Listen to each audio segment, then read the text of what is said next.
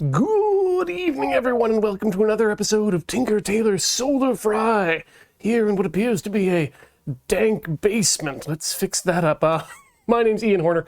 I am your navigator through this, what we call a Let's Try program, which means that we don't always get success, we don't always get what we want, but we do get a good time, and we do learn something along the way, usually out of spite. Today, we are continuing to work on whoops, and wow, that just sent me completely away. There we go. What the bloody bus just happened? Undo, undo, undo. Hey, good.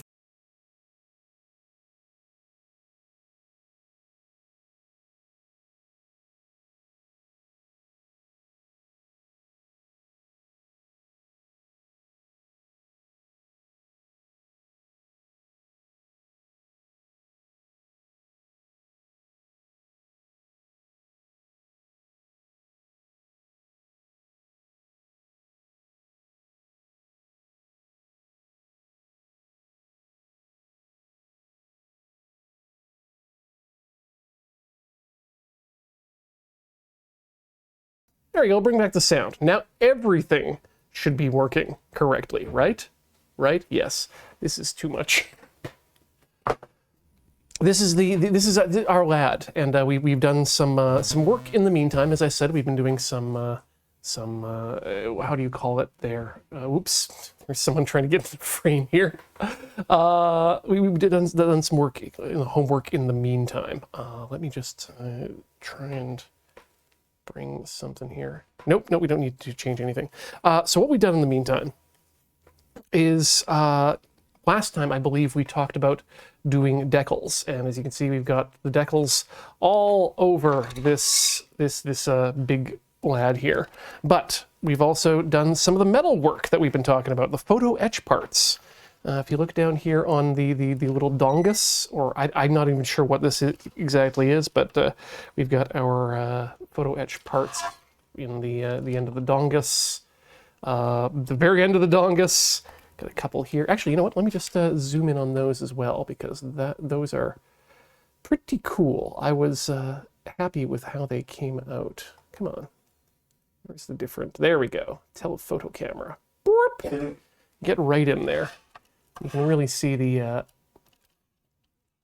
detail of the etched parts there, especially these little guys right in there. But we're not quite done yet, are we? We still have a bit more to do, and what I want to do with this so far is actually, let me just go over the other things that are interesting. We got these tiny little pieces of metal in there. Oh yeah, the head. The head has a piece of metal on it as well. Uh-oh, I'm shedding decals. Right, we still need to put the head actually in itself, but get a little piece of green eyepiece on the actual head itself. Yeah, so lots of cool little metal bits, most of which I have successfully incorporated into the model at this time. That said, there are a few that are still not completely put on yet. Oh yeah, I mean, let's take the torso. Well, I mean, let's evidence here in the torso. This is a ring of beads, brass beads with a, I guess, piece of metal and then a spring underneath, and that's some new hosing there. Good hosing. Love it, love it. Unfortunately, there's another piece. This hose up here was supposed to be cut out and then replaced with these same brass pieces. We're not going to do that. And the reason we're not going to do that is because I didn't think about doing it. No, I didn't think about doing it early in the procedure. That would have required me to get in there and to shave these bits out. And I'm not quite there yet in terms of working on models. That's maybe something, maybe cutting pieces, extending pieces, and whatnot is going to be something that'll come in for a future model in the world. But what we do need to do here is we do have a number of thrusters that need to be attached, because those go... Thank you, Pat. I really appreciate that. Those go under here. And let's actually take a second to talk about what's happened underneath the wings here. Let's see. Yeah, there we go. Now everyone can see. So what we've done is the metal kit that that was ordered here. Not an endorsement from Mr. Metal, but they seem to do an okay job. They provided in the kit strips of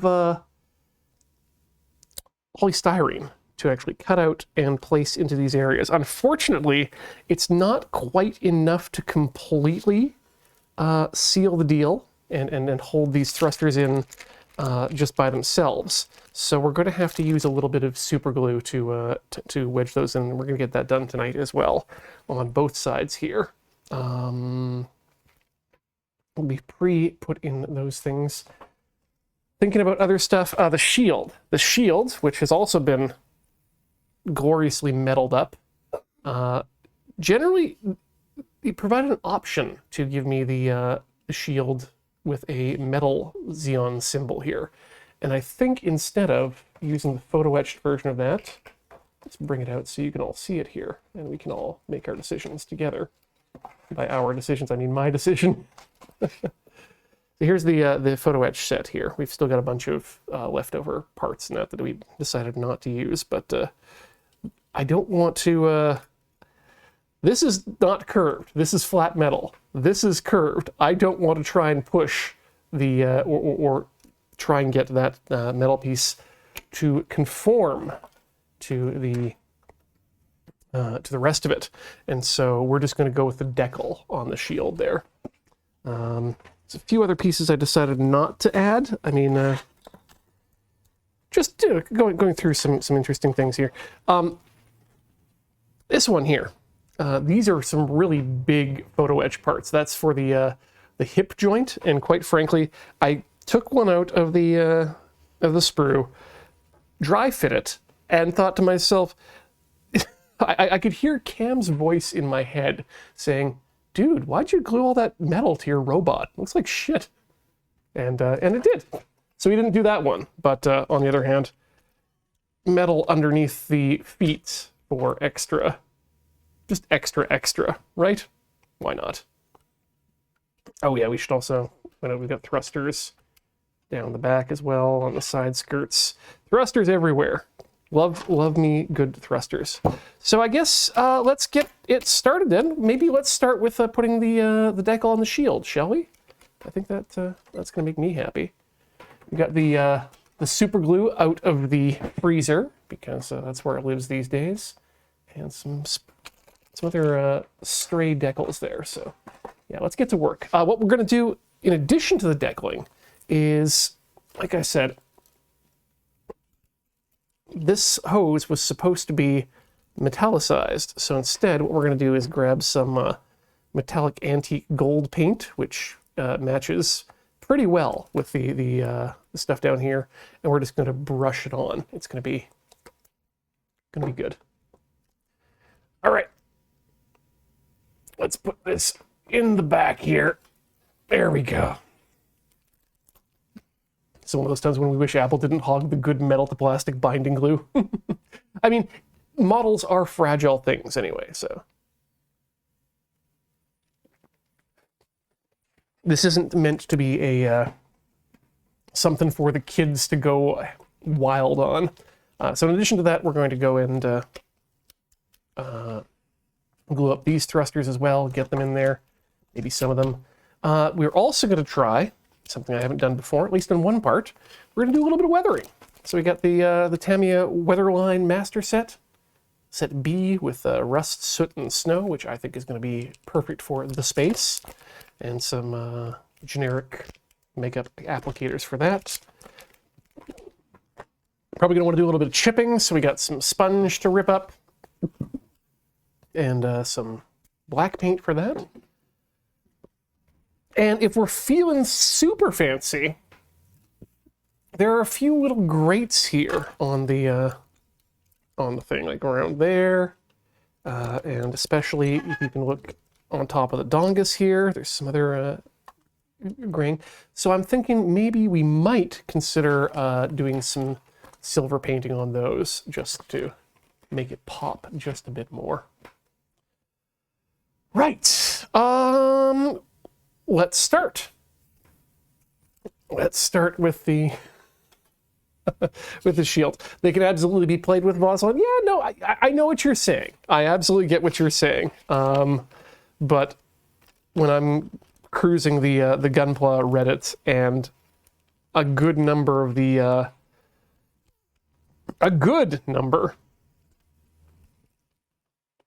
the indications are, or posts are about people breaking their joints while they're actually building the thing, that leads me to think, no, you shouldn't play with them too much. These decals, for those curious, are decals of just general marking decals. I think we've got a MSN-004 there, if we can see it in the light. They're extras that come with the set. We also, apparently, there are decals to label every funnel entry and exit hole, which, by the way, that was another thing that we had to do, was add the funnels to the funnel, or add metal part to the funnels, which involved clipping off the end with a knife, which was absolutely nerve-wracking each time. Yeah. All right, so we got some extra decals here. Let's throw them, or let's get them out, and let's get our shield nicely yellowed up.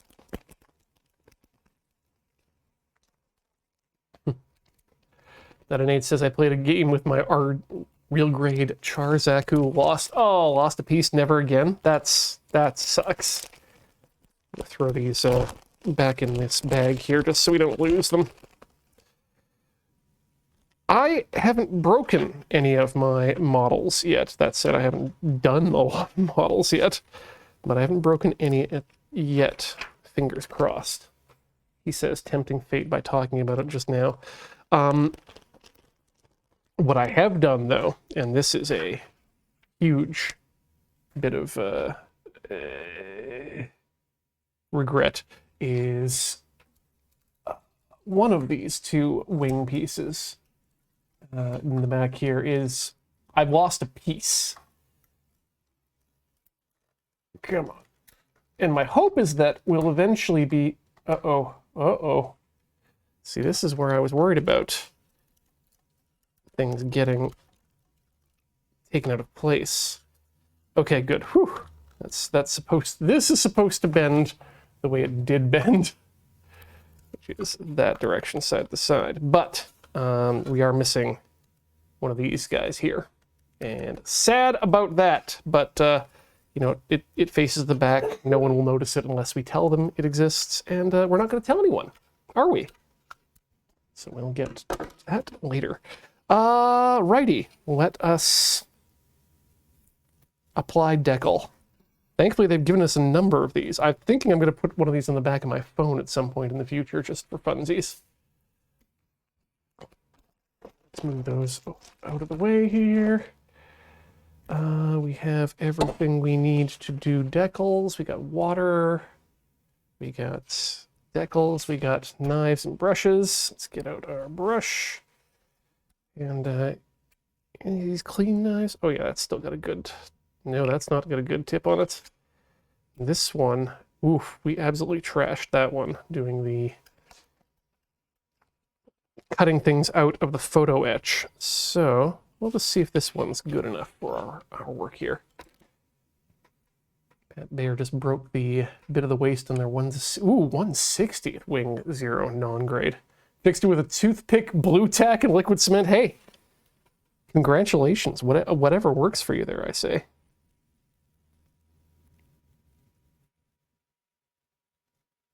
Okay, so we're just going to cut down here.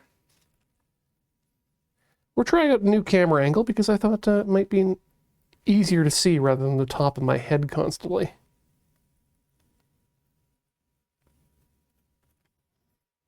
Let me know if it works for you.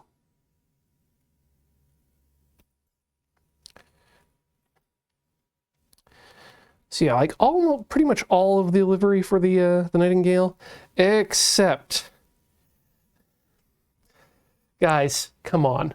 I know that this is Neo Xeon, but it's a little bit sweaty on the nasty side, if you know what I'm saying there. So maybe dial back on that, guys. Friends over in the land of Bondi, which I treat like the land of Dairy Queen, TBH. Okay, let's. Yeah, so that sticker is one that that is not going to go onto the machine. We might add some others, but yep. It's also one of those reasons why it's probably not a good idea, even as a joke, to go around saying Zig Xeon in really any situation. I think kind of time for that one to just completely go by the wayside. Uh-oh. Oh, iCloud. Gudja? Yeah, no, we the swastika has been a fraught issue, unfortunately. And yeah, it is, in fact, a holy symbol that has huge amounts of history that, unfortunately, one guy and his cronies decided to make really difficult for everyone to use. Where are my... There they are. My micro soul and my micro set. So recently, I've only been using the micro soul solvent to set, because I've been finding the micro set, whenever I use it on something that I've made, what do you call? Sorry, we just about lost our decal there.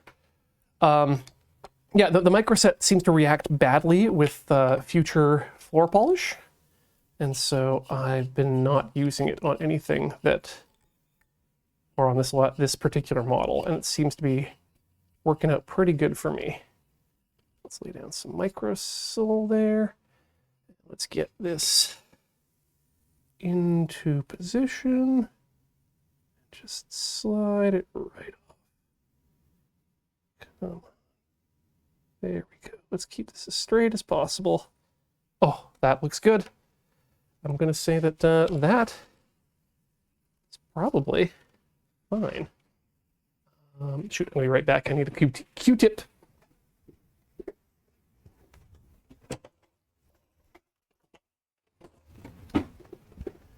Thought I had all my materials in hand, but there's a question as to whether or not it would be a good idea to do this particular episode in the moon base. And I thought, that sounds like fun. We can use the nice cameras and we can have a Studio C. And then I realized, no, I'm absolutely going to forget one or two tools that's going to be necessary for doing what we're doing. And that just happened. But that just happened, and I think I like how that came out. Very nice. Oh, yeah, keep forgetting. There's metal on the inside of the shield as well, because why not? All right, let's put this away then, and continue on with the process. The process. So that's decal. Unless we want to get more decal going, I don't think we do. I think it's time for us to move on to Paintminton. So let's bring back our boy. Let's I think I'm going to leave his body where it is, because I think it's going to be easier for me to actually do the painting if I leave him up here and I don't have to hold it. I think you'll end up getting a better look at that too. Just adjust a bit. Whoop, whoop. There we go. Okay, let's get ourselves a card. I'm going to use this as a dry palette. Let's shake up some of this. Let's find a brush. Thing about brushes is, yeah, I guess we'll just use our number one. One of our nice, well, not second tier nice number one. The ones that haven't been destroyed by dry brushing or decaling yet, but it's metallic paint, so you got to be really worried about the making sure it's properly cleaned. We'll bring Babendum in here because he's our friend. He deserves to hang out with us. Oh, hi Cloud. I'm glad you enjoyed the first Gundam movie. I recommend watching all three. They don't do as good a job telling the story as the actual regular TV series does, but it's still a great story. And the third movie is just, oh, tears every time. Yeah, the distinction between mobile armor and mobile suit is a wibbly one.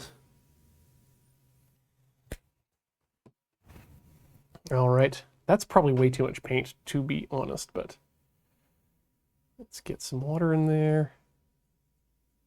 Let's thin things out.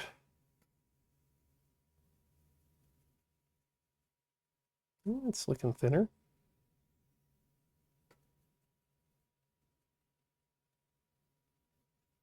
Bit more. Let's see what that looks like. Yeah, I think we're at a consistency that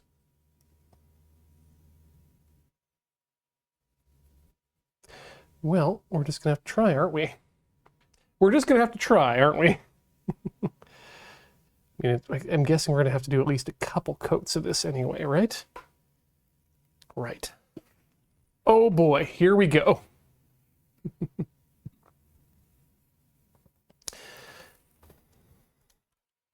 Let's start with one link in the armor and see how that goes. Oh yeah, there we are. Now we know. Now we know. Yeah, I think I can probably thin this out even more.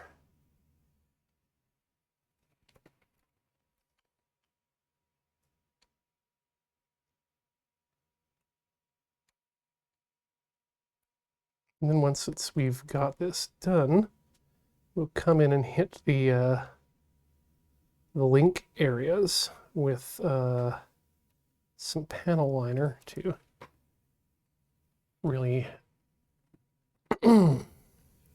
really make the links themselves pop. I can already tell this is a worthwhile exercise. Oh boy.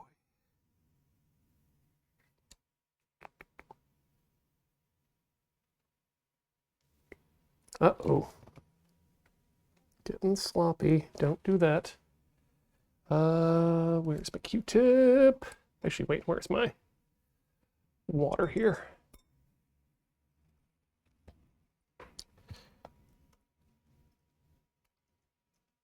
There we go. Just get that out of there. Use your brush as an eraser. Whew.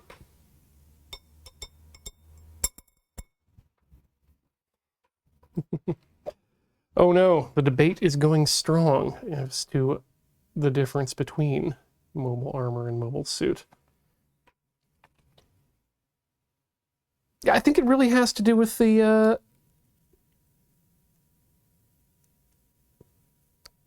that's, you know, now the more that I think about it, the distinction really doesn't make any sense at all, other than size or weight class or something like that, right? Because just thinking to the two words, suit and armor, those are both describing things that one wears.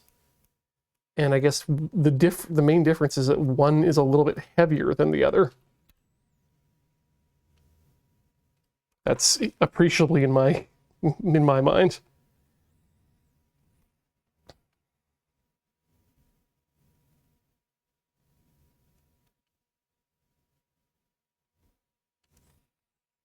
All right.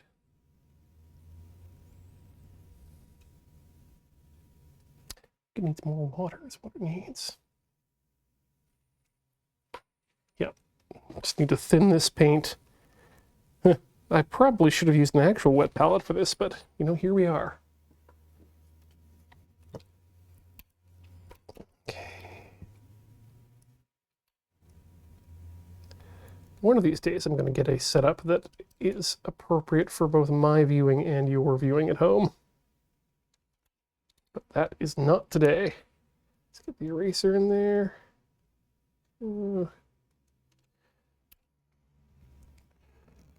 Oh, I could probably spend way too much time in here just printing these or painting these little bitty things too.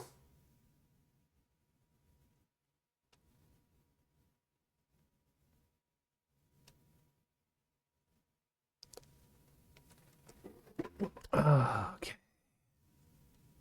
Heavier warriors weighing in.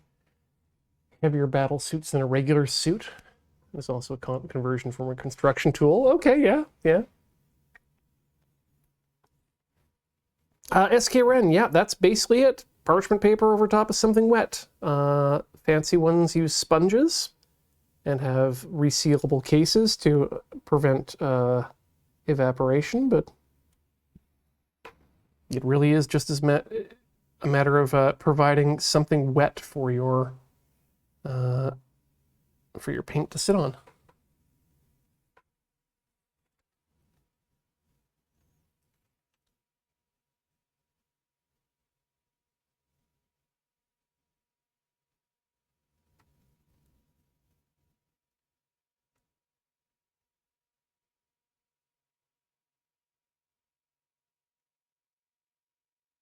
Okay. So it's not going on thick at all, but it is absolutely going on.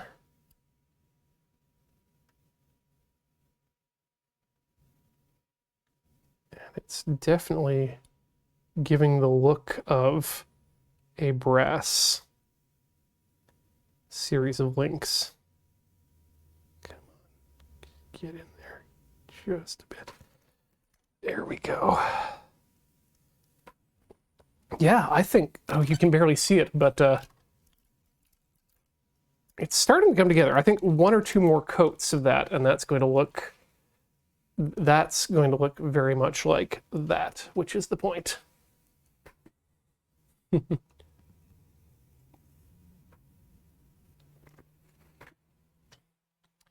Oh, SKRN. It's amazing, yeah, how much paint a wet palette saves. But the best part about it is not just how much paint it saves. Well, I mean, it's I guess the saving of paint is a function also of being able to save your mixes, which is I've always found to be the most important of the wet palette. Is that okay? I know how this paint is supposed to look. I never want to change it.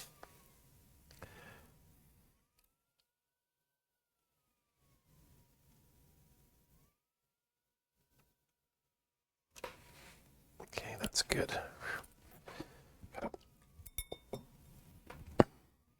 My eraser brush is great.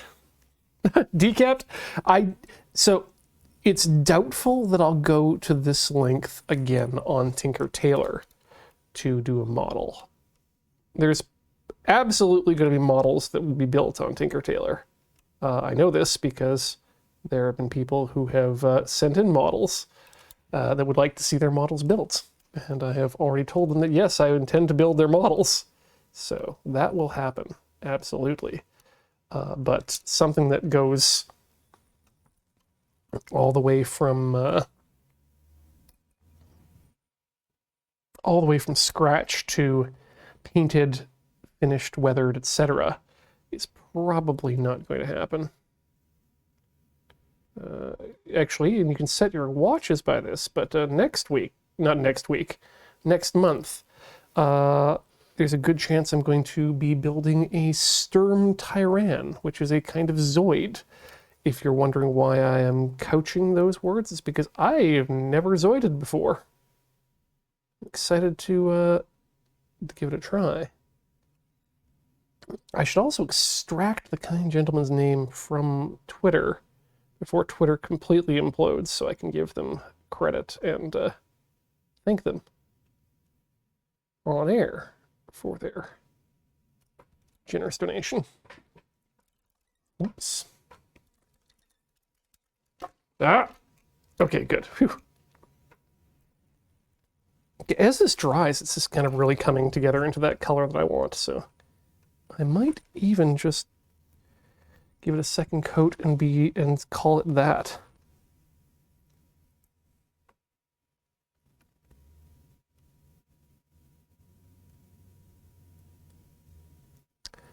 And I think I'm finally stumbling towards something one might call brush technique.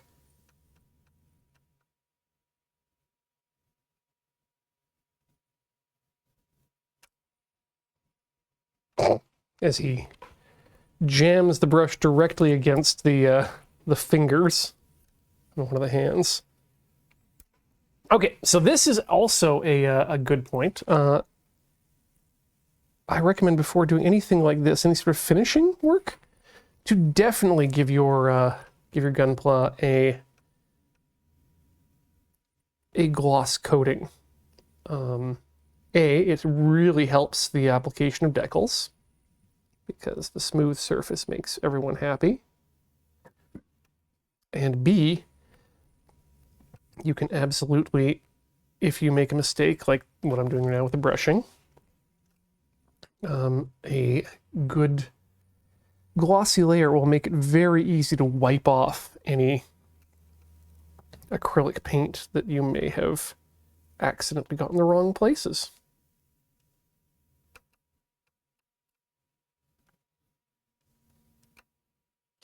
And I'm currently working with monoacrylic these days still too. In the sense that only acrylic paint's, not that I'm a mono. There's some sort of monoacrylic. I do have some weathering, Tamiya weathering, or are they Tamiya or are they Mr. Color? Oh yeah, they're Mr. Weathering fluids. We're not going to be using these today, as I do not have the solvent necessary for those, but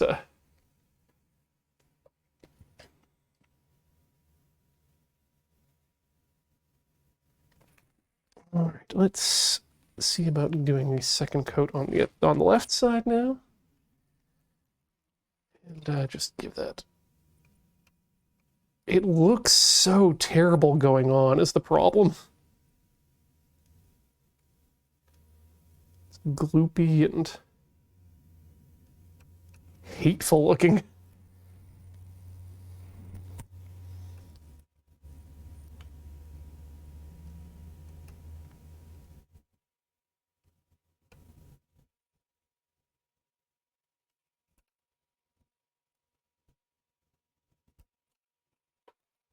Once it is on, it's not bad.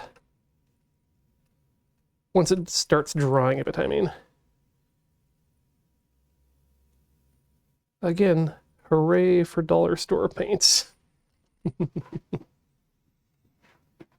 God, yeah, I'm really happy with that. That was a lot easier than cutting it out and then replacing it. Okay, let's do the other side now.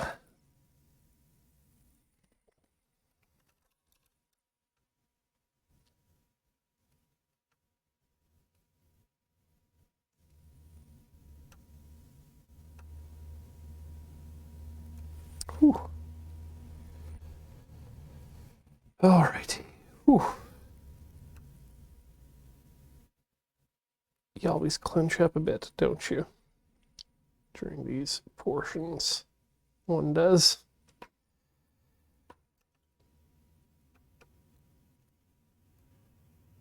Ah! I'm really upset with this piece right here. It's just not going on smoothly enough.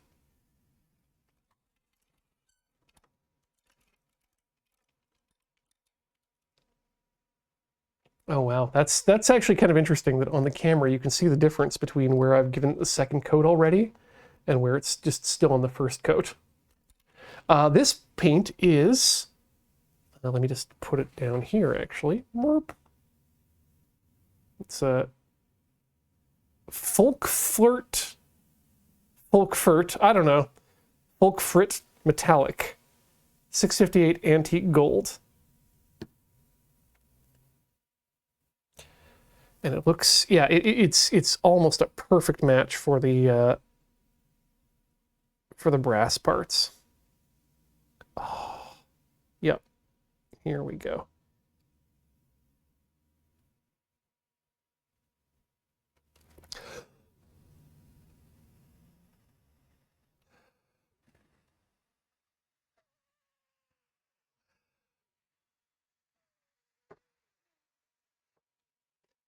Just a bit here.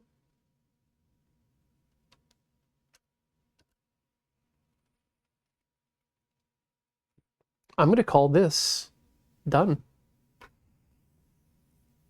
Very happy with that. All right, let's wash out our brush and bend them there. And give it a proper wash a little bit later, but yeah. Dang. Happy with that. Okay, that's one part. What's our time? What time's good? Okay, we got lots of time.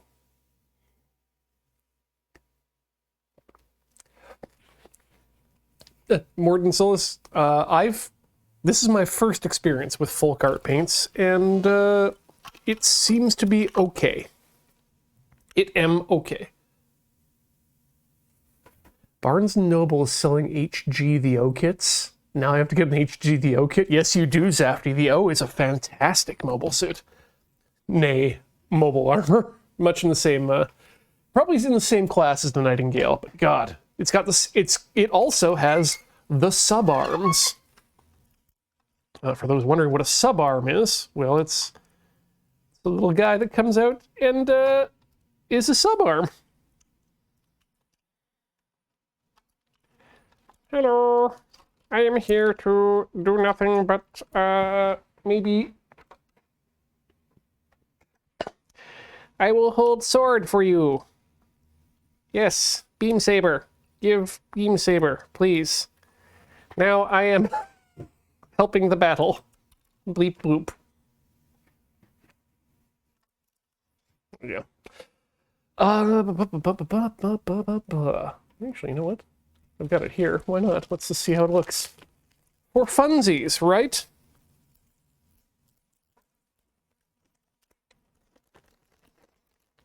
So, where are you? Where are you? There we go. Bazinga or something. Okay, let's continue on with what we're doing here. And what we're doing here is next we are going, you know what, let's assemble the head. I think we're now at the stage where we painted this area, so now we can actually put the head on the device. So let's put this back a bit.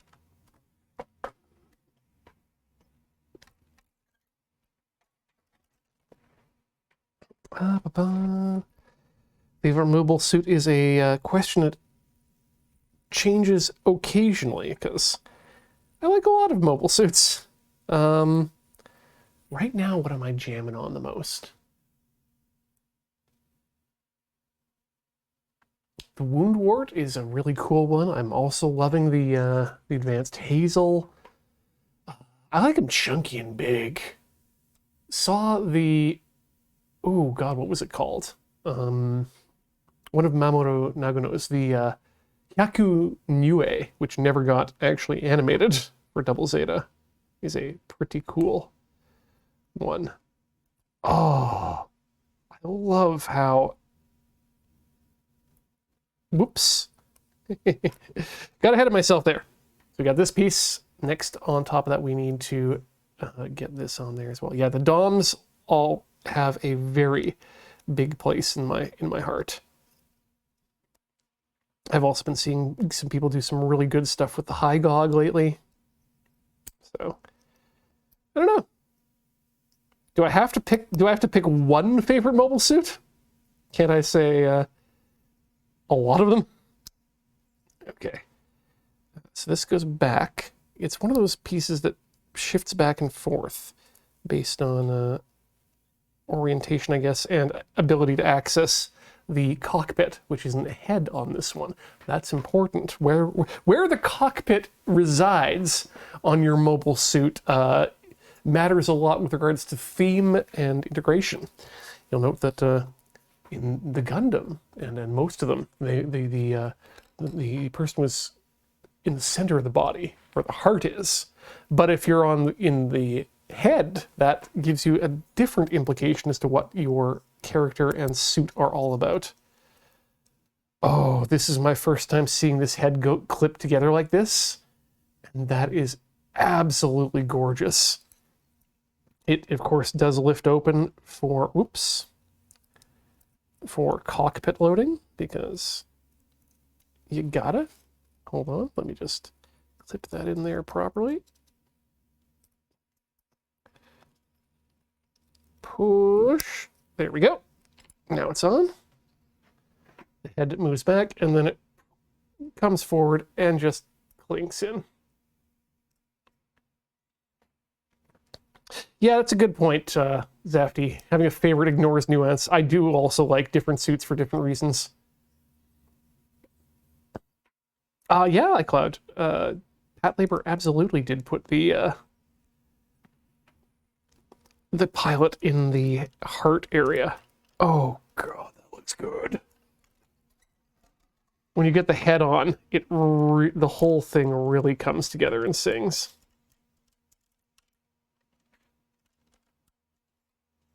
This is a thing of beauty. Okay. Got the head. We've got the painted chains, which is something we wanted to do. Let's skip on any sort of silver panels for just right now. And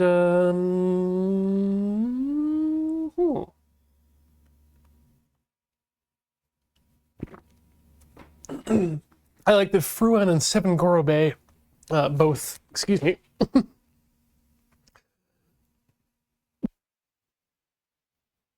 both got to the same question from different directions. Wonderful.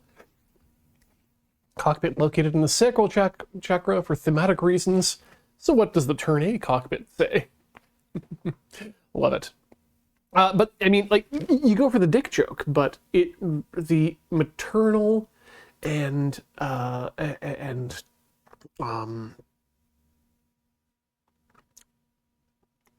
feminine presenting aspects of the Turn A Gundam specifically, and Low Run, the pilot specifically, really do come into play with regards to the crotch cockpitted Turn A Gundam.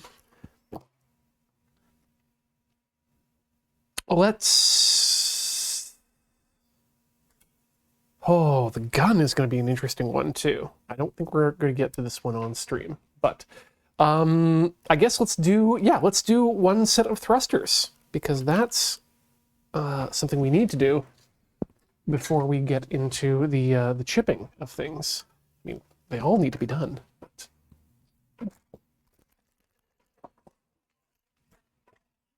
But when and where is always the key question. And speaking of when and where, I need to look up my list here of where things go. So we're on the foot here. So that means we got the big one up top. And we're looking at 2s and 3s. So that's the 2s. And these are the 3s. Well, this is perfect, because we'll need to do some construction here. And then we'll have to have a break. And that means that we can use our time efficiently. So, let's get out the... Oh no, it's room temperature now. That's no good. Oh no, what happened here? Ooh, yeah, we can't allow that to firm up.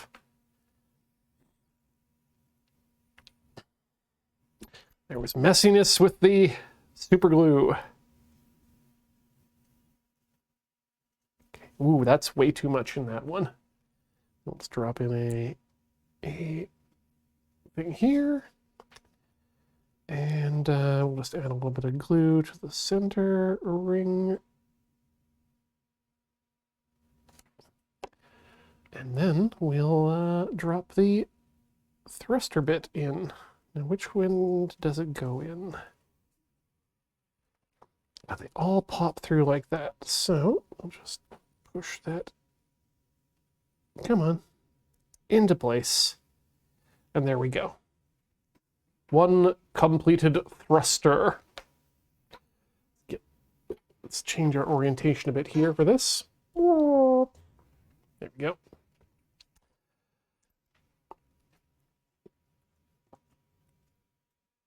So coat the end, stick it down. I am using medium gap filling super glue to do this work. This could probably be done with any type, to be honest. In fact, thin might be your better option anyway here. But yeah, it turns out there's a lot of different cyanoacrylate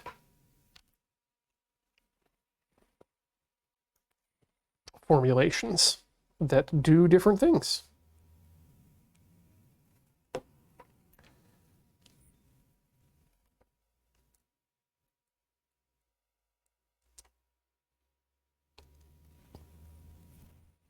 I was going to get some thin stuff, but then was talked out of it by the gentleman at the store who I asked the gentleman at the store and he told me this was the one I wanted.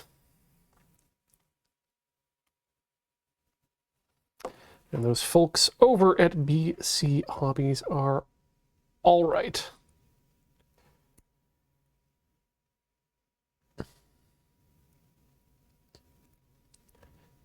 Okay, there we go.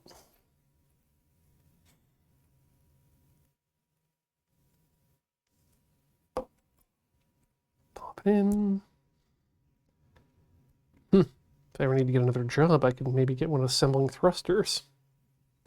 Somehow I don't think that these are space ready, though. Come on. Go into the hole. Go into the hole cleanly. There we go. Yes. Now everything is touching.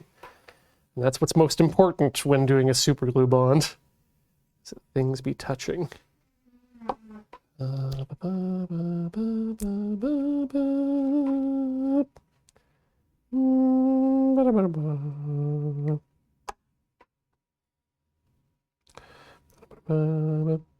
Make sure to do store your super glue in the freezer. I didn't realize about this trick until very recently, but it's due to the fact that what causes super glue to cure is water. And I've talked about this many times recently, but so if you turn your water into solid form rather than gaseous form, as it is in the air around us that we breathe, then you prevent it from potentially curing on things that it should not be curing on. I'm just going to clean off this tip a bit here so that hopefully we can avoid being completely cured up.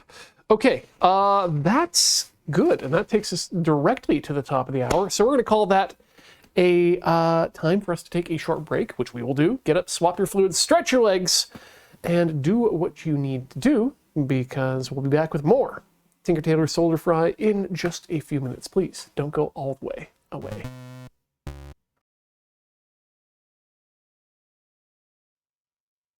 Folks, we return to Tinker Tailor Solder Fry, where we are in the process of finishing up our Nightingale. As you can see here, we have Ooh, wow, those are starting to stick to the... some of the glue was seeping through and sticking to the pad, which is cool. So let's continue on with our journey of getting these things in here. So these are all 3s. Let's keep them together as 3s. And the 3s are the small ones, so we'll need 3 of them. Why is that? Because I can count 1, 2, 3 small ones. And then we need 1, 2, 3, 4, 5 of the number 2s.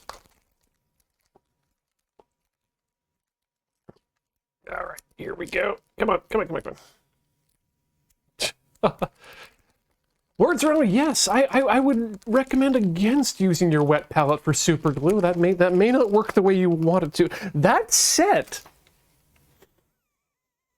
I wonder if there are what liquids you could use to make a wet palette work with super glue. I don't think isopropyl alcohol could, because it's still generally 1% things. 1% alcohol, or water rather. Early Dynamo says acetone, ammonia, yes. Those are great. Everclear Vaseline is actually even, I think Everclear was 75%. Like it's 150 proof, right? Which makes it 75%. Yeah.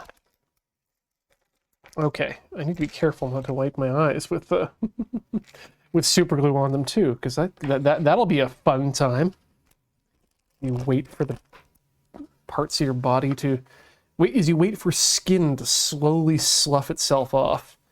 Let's use you as just ways of keeping things upright while we do this.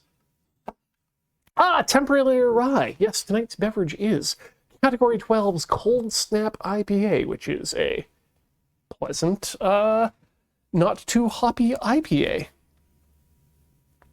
Okay, so we got 3, and we got 1, 2, 3, 2, 3, 5.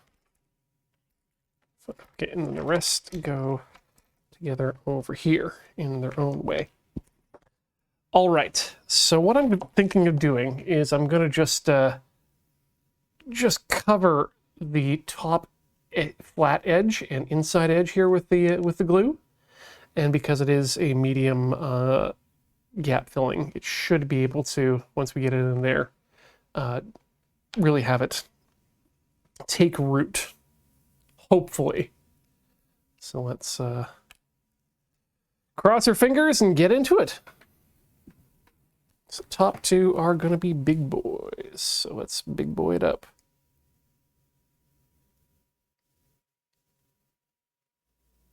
It's a good application. Flip it over into the hole and let it sit flat. 2, 3, 4, 5, 6, 7. You know what? We just want to leave it. Let gravity take care of it. Gravity knows what it's doing. And then I guess that's another big one up top, because those are the big boys. Hey, boys. You got some big thrusters, I see. Don't know why I'm using this voice. Okay, that's actually changing the weight balance significantly. So I think the next one we're going to try is this one down here, which is also a big boy.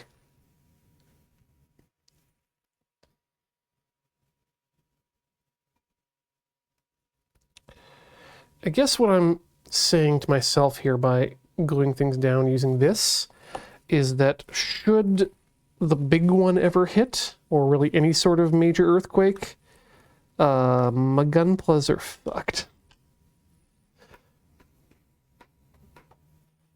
Okay, good, good, good, good, good. God, this looks good.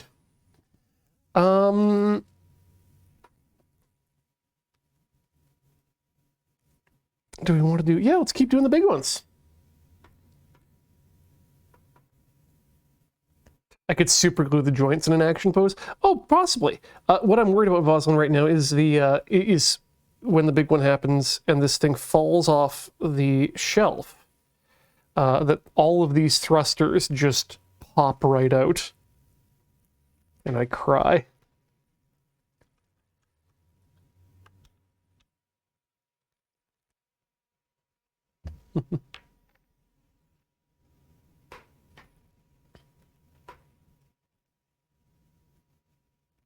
Actually, I do have intentions to 3D print and then finish in the style of a brass plate, a little plate for this, and then actually mount this on some nice wood with a couple brass rods rather than with a Gundam action base.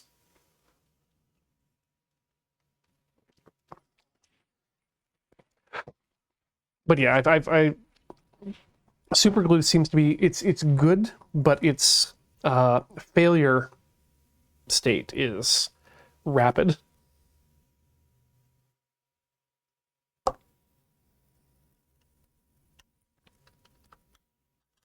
Ah, damn it. Okay, thankfully these ones have a bit of friction in them, so I think that should assist with the glue to help keep them in place. Because they didn't require any extra shoring up with polystyrene. That also required me to get in there and file the paint off too, so that the polystyrene would adhere to itself with liquid cement. Liquid cement, by the way, one of my new favorite building stuff for making polystyrene. I was going to say stick to itself, but that's not what it does. Making polystyrene become one with itself, I think, is a better way of putting it.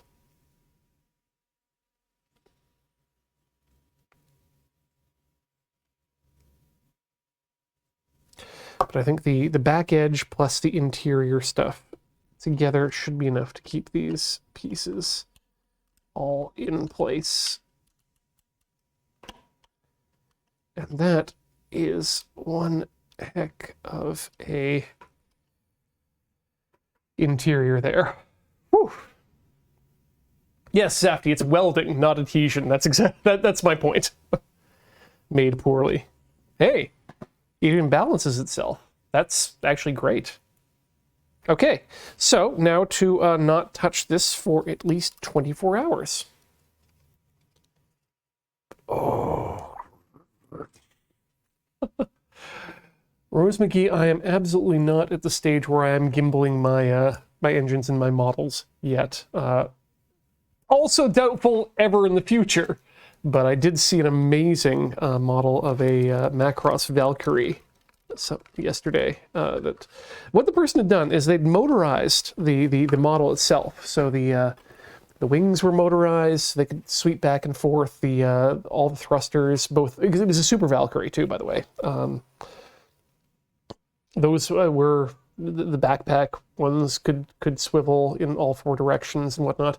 But what they'd done is they'd also built a cockpit interior as a scale model itself to go next to it, and then used Arduinos and I think a Raspberry Pi, of course, to build a screen for the main display in the cockpit, plus the other sub-screens, and the joysticks and throttle were functional, such that you could push it up and down, and if the way you pulled back on the stick or pushed left and right, you could see the thrusters, because the Valkyrie doesn't have a tail, you see, so it needs to provide anyway. It would provide its thrust that way. It's really super cool. And yeah, somebody really did an amazing work with the with this particular model. I don't regret ever looking it up, but it is absolutely not something I could ever consider doing myself. They not only did they detail it up with like custom build parts, but they did it for the insides of the model, so you could see like the the generator and whatnot, because they cut the model in half, and you could push a button and have the model separate out on its own wooden plinth, and then see all of the LED lit motorized interior of a Gunpla. And let me tell you, I'm here because I'm not doing that. Although, over time, maybe I will do that here. But for now, we're look, we gotta try. We gotta try things. Sometimes we succeed, like what we're doing with right now. And when we succeed too much, we get emboldened and we get to try other new things.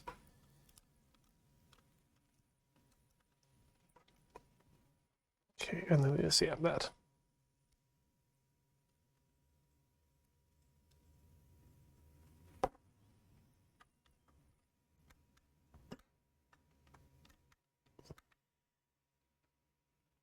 Oh, there we go. Symphonically, absolutely we need failures every now and then to keep us humble and to learn from, but I'm happy with how successful we've been of late.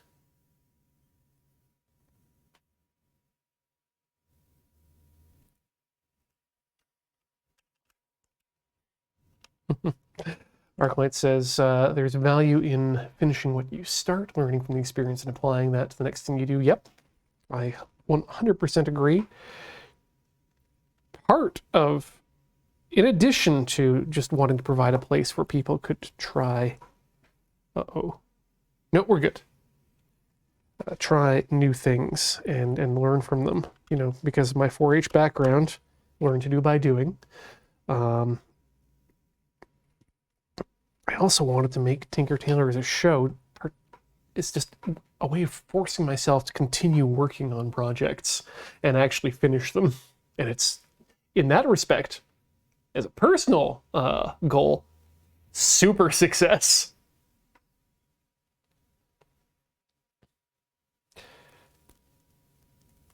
Would I have ever made my own cheese without this show? Possibly not. Although that seems like something I would definitely want to do anyway, so maybe that's not the good example, but...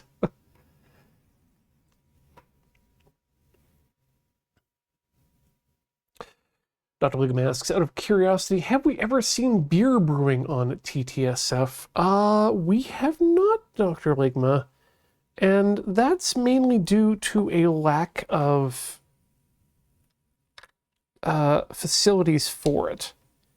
If I was to do beer brewing, I'd like to be able to do it in a place, like actual beer brewing. The home brewing I did myself for many years was always kit-based, which just involved emptying a bag into a bag of liquid into a fermenter, adding water up to a line, adding some yeast, and you're done. Maybe if you wanted to get complicated, you can take some of that bag contents, put it on your stove, and mix it up with some other hops or other additives, but that was not usually what I ended up doing. And it's a great way to make decent beer, like liquid brew in a bag stuff, really good quality for homebrew, and you can absolutely make something better than your low shelf tier beer. But the potential of boil over in a condominium where I'm living, or in a place of business like Loading Ready Run, is not, I mean, we do have water, and we all have insurance against water damage, but we prefer not to use it. And my experience with brewing is it can get messy very quickly in a way that you can't really control, and then bad things happen. Maybe we'll see something brewing adjacent on a Loading Ready Live group thing, but propane burner out in the parking lot, maybe Arclight. That's, you know, we tried something like that for the way back in the Mark IV moon base. Delta? Yeah, we call that Delta. Anyway, when we did the when we did T-shirt cannon, and when we did the Kiridashi making with Alex, where he actually did temper some steel on air.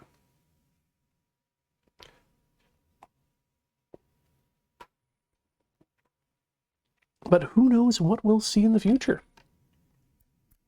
God, what was I thinking of recently? Yeah, you're gonna get to see donuts later on. You know, for you viewing now, end of the month, the last Thursday of March, we're gonna be doing mochi style donuts, the pondering. So look forward to that.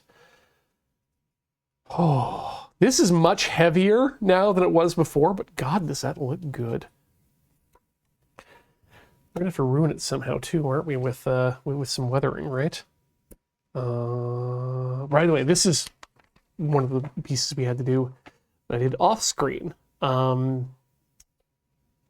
to take these plastic pieces, those were the chains around the waist, and cut them off at the links, and then drill a 1.2 millimeter hole here and then on the two peg ends, the 4 peg ends, snake the twist tie through, then the spring, then the beads on top of it. That was that particular happening. We still got a couple when it comes to the time for the gun. I've got a barrel that needs to be replaced and a little eye for there too.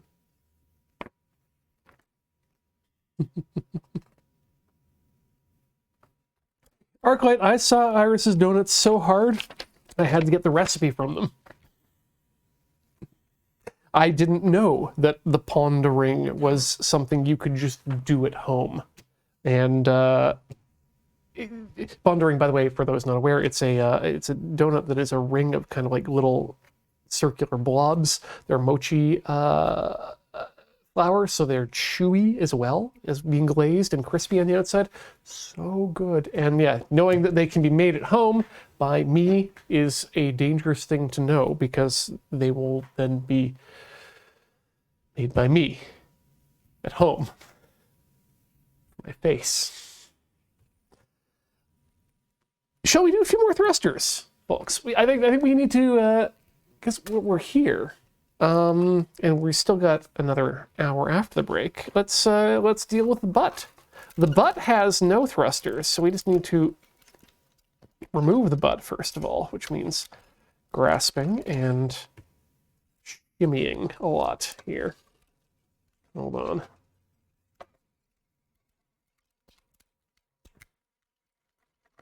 Uh-oh. Oh, no, we're good. Whew. Worried that we would get a fully stick. So next time I do a Gunpla, I'm going to absolutely make note of the mating surfaces, this one here, and not painting them. Unlike this time where I just went, fuck it, everything gets painted. I'll paint every individual piece like a banana. This is also kind of one of the one of my problems with the couple problems. I wasn't able to really get the propellant bottle labeling correct on all the sides, so we're happy with that. But also, I'm really less happy with how well the painting came out. I still think that it's okay in the end. It gives that idea of propane tank left out in the sun for 3 or 4 seasons, but could have been better, and will be better in the future. These were the first little metal thrusters I set.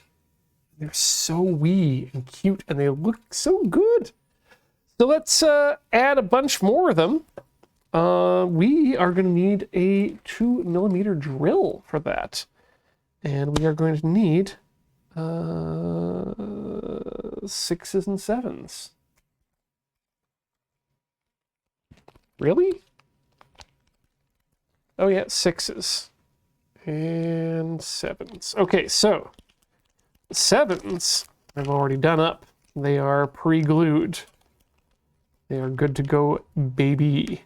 They actually have, wow, looks like some of them have coated themselves over in bits of super glue in the bag, I guess reacting to the air and the water and the air in there. And 6s look to be exactly... You know what? I'm just going to take one out to find out if that's the same or if I'm lying to myself. 9. 9.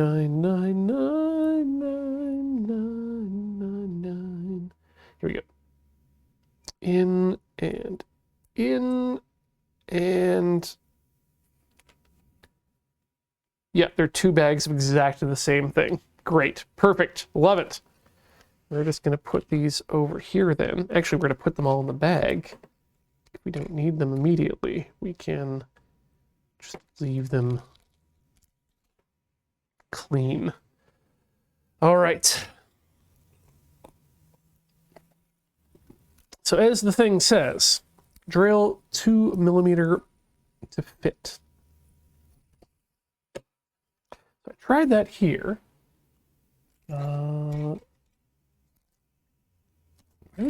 Where did it go? Ah, here it is. Is that the right size? Actually, I have a thing I can test this on here. 20? There we go.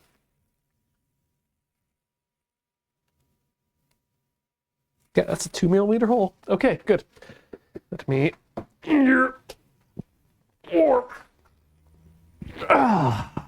grab the pin vise. Another tool I did not have until recently, and oh, Corey used this last. That's what's up here. Okay. Now, so that's 2.5 is what, wait, or is that 1.8? That's 1.8, that's why. And then 2.5 back here.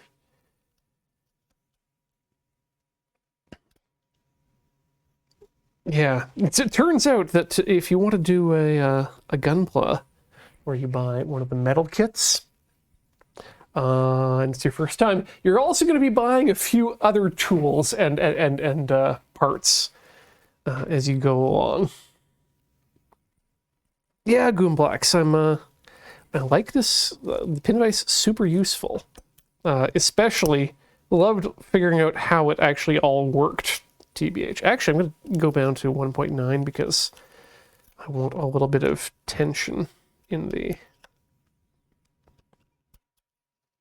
push-in. I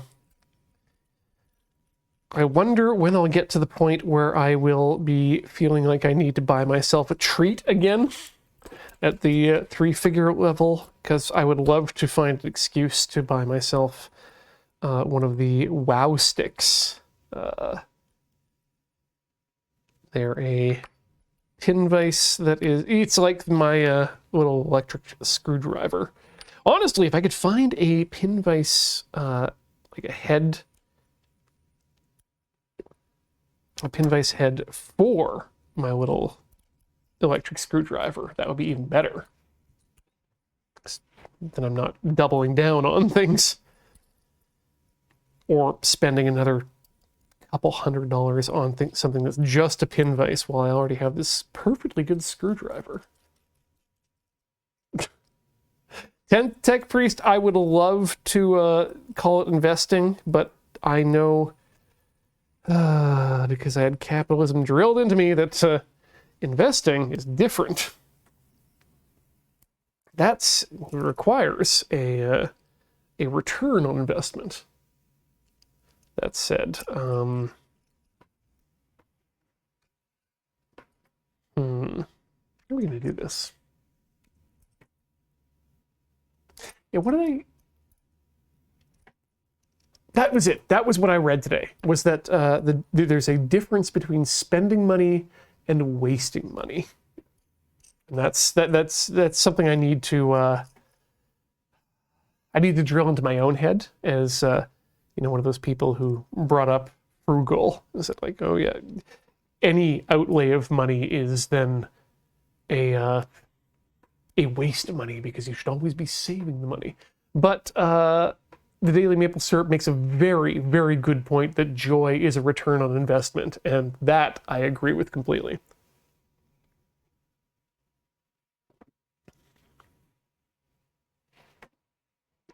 ArcLight, I think, honestly, what I just need is to do some online research. I'm pretty sure the tiny screwdriver's receptor is a standardized size, so it shouldn't be an issue. Okay, this is annoying, by the way. I'm going to jump in here and talk about what we're actually talking about. This is annoying because it's a slot, and the size of the bit is such that if you are cutting edge, everything's fine. But the minute you go past cutting edge, you can actually just drop right into this slot, and that's no bueno for when you're trying to cut, because it doesn't grab. What I need is some pliers. I need to go grab some pliers from the other toolbox here. There we go. That'll do it. Let's put the clippers and the blade back in the toolbox. Being on top. So actually, yeah, I'm going to bring this out here because I have it on hand. Back you go. Okay. So this is actually something that was given me as a gift by Texan Reverend, friend of the show. And this is for an electric screwdriver they gave me as well, which is a big electric screwdriver, unfortunately. It's great for things that are larger than models, which is the issue. But it's got a standard screwdriver bit, and it's just a chuck. Ooh, lurker spine. Not even sure if that's what I'm looking for. Precision micro screwdriver. Hello. So that's kind of what I need actually there. I just need the kind of bit. That's exactly what I want, actually, lurker spine. But what I want is the bit that's like the half-size version of this bit, the small screwdriver size. And then we're good. We're good. I've got exactly what I want. I think I just locked this in place by just spinning it. Oh, no, wait, there we go. Whew. Anyway, there we go. Bits. The bits, the bits, the bits. Can you put something on top of the hole to drill into it? That's an interesting question. Tape's too bad. You know what? I think what I just need to do is, I just need to screw it in so it doesn't spin. And that's going to be easy enough. We'll start with that.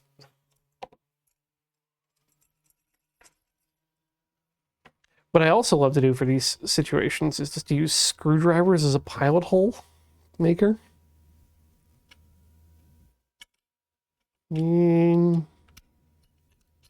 But also if you just, if you tighten the screwdriver, or the screw itself corrects.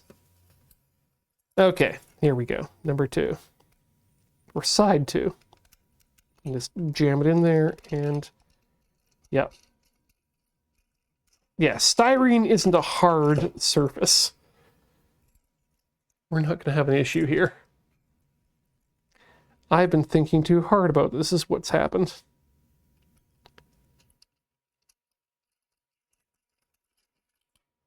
There we go. That's the 4 holes. That's what we need, baby. It's just 4, right?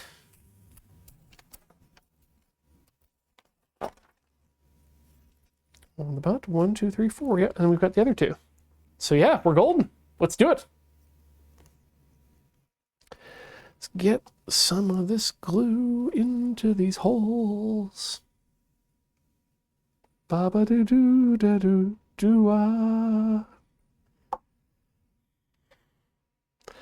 Holes go better with fun. Fun goes better with life. When holes are glued really tight. Nothing gets to you, staying fresh, staying new, with holes glued perfectly tight. I mean, you will get freshness at that point, right?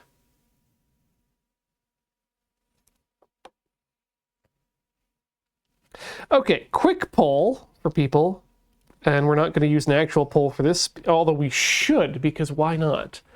Hey, mods, if you want to make one, that's up to you. What do we prefer? The Mentos song or the Juicy Fruit song? I think they're the only two songs of their particular genre, and I do think they are competitors. Yeah, not Doublemint Oyger, the get your skis shined up, grab a stick of juicy fruit, the taste is gonna move ya, grab it, wait, take a sniff, pull it out, the taste is gonna move you when you put it in your mouth, juicy fruit is gonna move ya. Anyway, we're not gonna... Gets me to you. Just for taste, move. Yeah, it needs to move through the head before I can leave it alone. Hey, we got thrusters on. Look at that. Ooh, okay. We've got some engagement here going on, I guess. Derpy guy getting his guitar smashed one. Take a sniff, pull it out. Thank you, Sugar Shot. Oh, so kiss a little longer, stay close, hold tight a little longer. Big Red was just not really there. Gunpla says Mentos all day. Yeah. Like Mentos is good adult contemporary music, whereas I would say Juicy Fruit is straight up actual pop. I don't know that matters, but... I think chat's in the pocket of Big Red. I wouldn't be surprised. Are they giving up bits? Oh, look at that. Look at that. That's almost like a space shuttle. Okay. What do we got to do more of? So we got 1, 2, 3, These ones are already on the butt. Aha! That's right, the butt has more. The butt has another side. Oh, Lurker Spine, are you today one of today's lucky 10,000? Holy moly! I didn't know that. That's gonna be in your head. That's gonna be with you for the rest of your life now.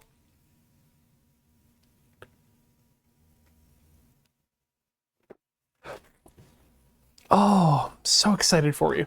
Also, completely forgot more of the metal etch pieces here, all the way down along the butt.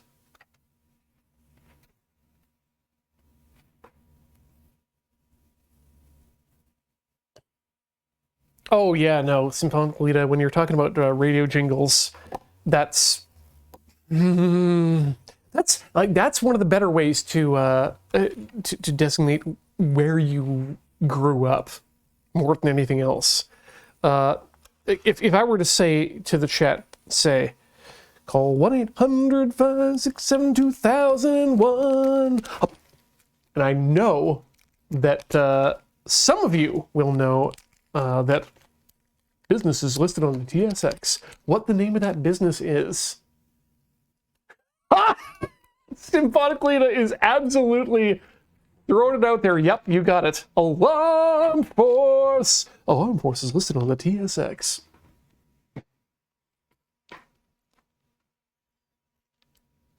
And yeah, every goddamn city, region has their own business, which has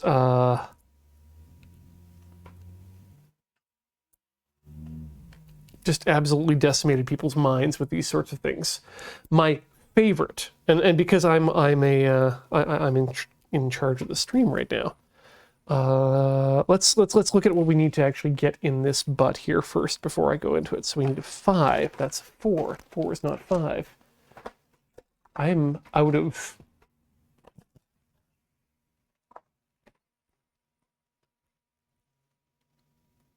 So where did 4 go?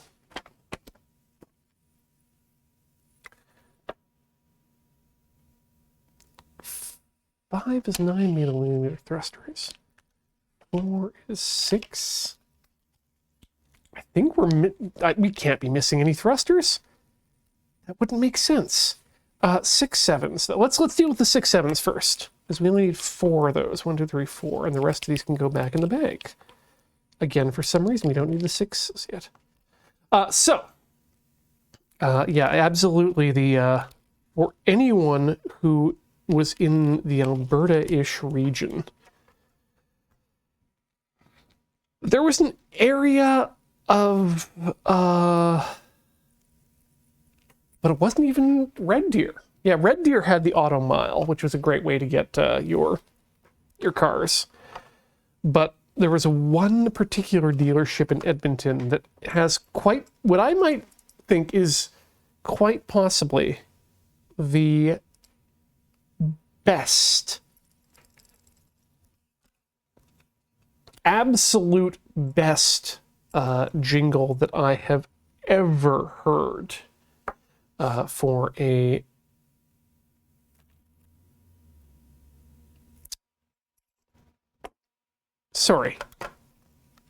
for an auto dealership. It says it wants me to drill out 2mm to fit. I'm just looking in here, and I feel like I wonder if it just will fit in that area there, in the hole. I just kind of want to jam it in, and well, you know what? There's no, oh God, no drilling necessary. Glue is necessary, I think, but drilling absolutely not. Why did that come apart like that?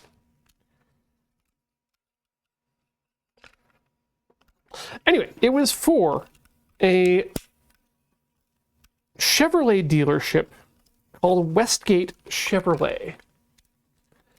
And they called themselves the Chevy Farm. And there was a little Western song that would go along with that. It goes a little something like this. The legend of the Chevy Farm grew out in the West. And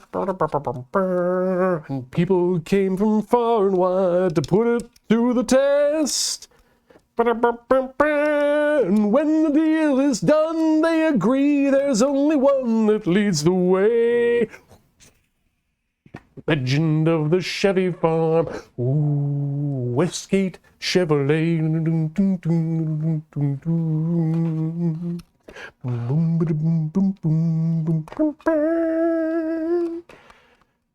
Anyway, that was the Chevy Farm.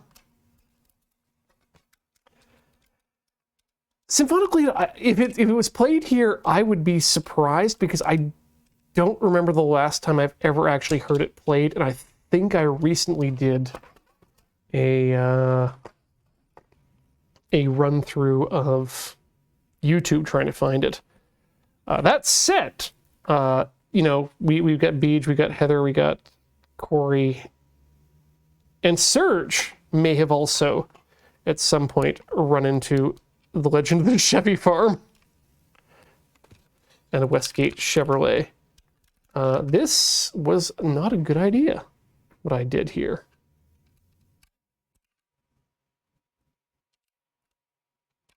There we go. Let it sit and let my fingers, dip my fingers in the water.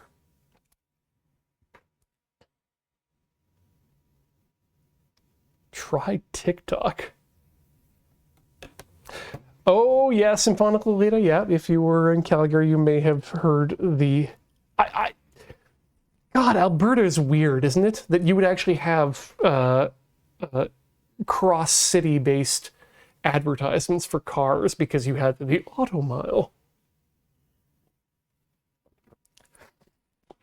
Okay. Let's get these thrusters in here. So I would like to move on to next stage. Please go to the next stage. says Samba de Amigo. Oh my god. I forgot that we're getting a Samba de Amigo on the Switch. I may be able to hear my man on a modern console in HDMI without issue. God, these are going in really well, aren't they?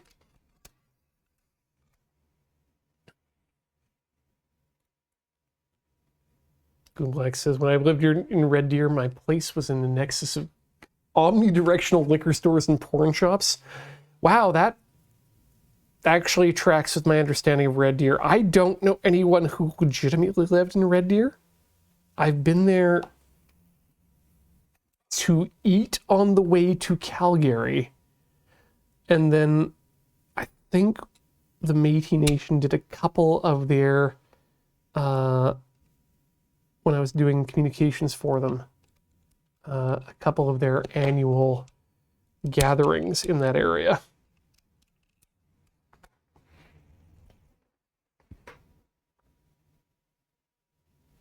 Where? I feel like I'm missing a bag, but okay, so 5 is supposedly 12 millimeter thrusters. They're in bag 4, but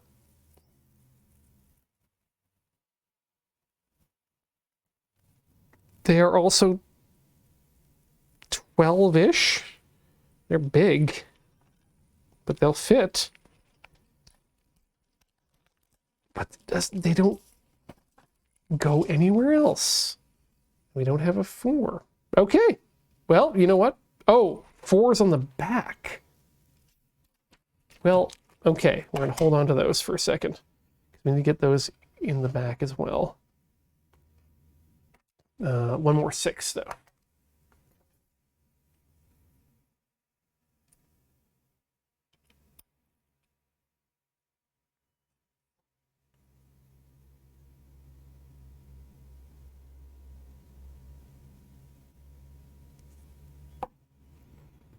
Oh, Red Deer, Lloydminster, Nord Battleford. Also, let's not forget Hinton.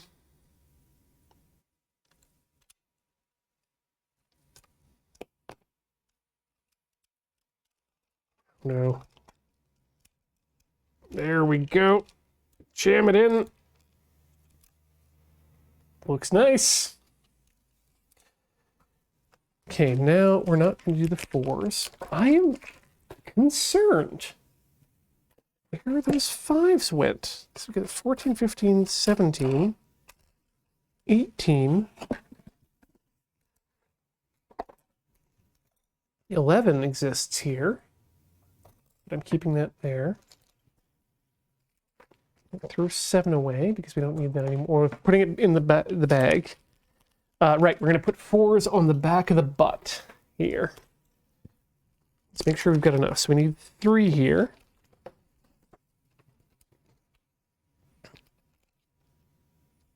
And they're drilling 2 millimeters as well. Okay. How many do we have? 1, 2, 3. Yeah, we absolutely, the butt gets the 4s as well. So we need to glue these into position as well. Great. Love it.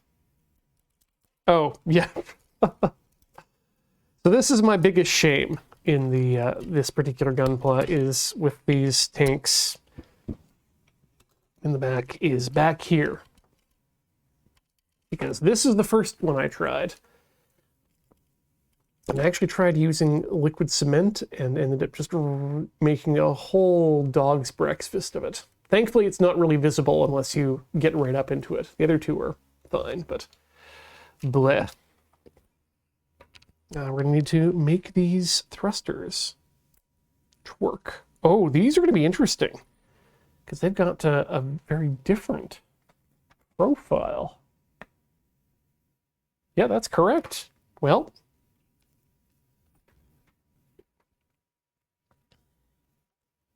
let's make sure that let's have a look. So we definitely want this way. We definitely want it this way. Tell me why. It's oriented correctly. Tell me why. It gives a feeling of entropy. Tell me why.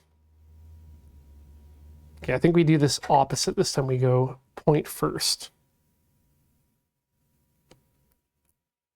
In fact, we just dab a little in there. Oh no, I can feel it. I can feel it on my hands. Oh no.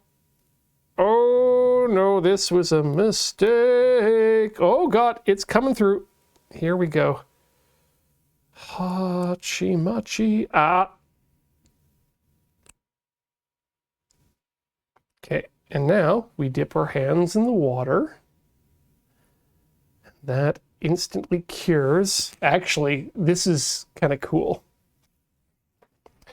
So, by dipping my hands in the water, you can immediately see where the cyanoacetate cured. That's where it was on the body when it happened.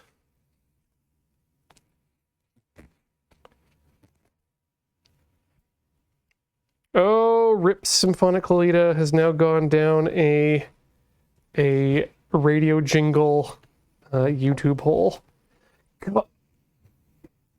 Okay, yeah, no, I was going to say, oh God, what's going to happen to all these terrible millennials, poor millennials who won't be able to live the world of enjoying retrospectives on your favorite ads from back in the day. And then one realized that podcasts exist, right?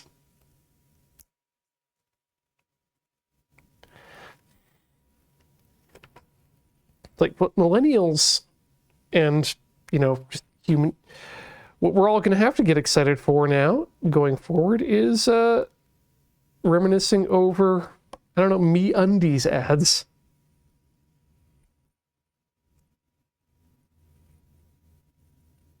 This seems less than...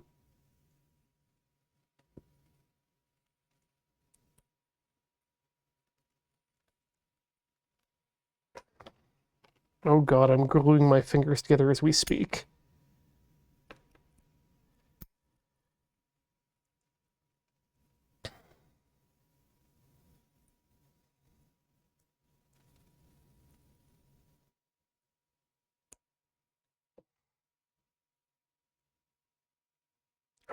No.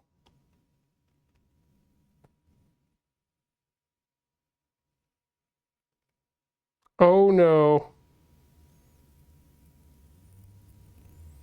Whew. Okay, that was potentially disaster. Okay, we're having some fun with super glue today. And this one's just gonna be a bit of a big ol' bee, isn't it?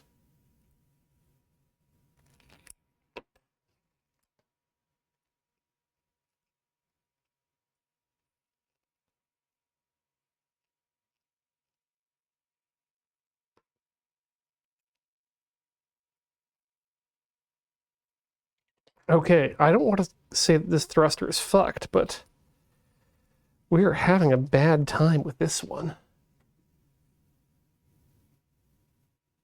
Okay, come on.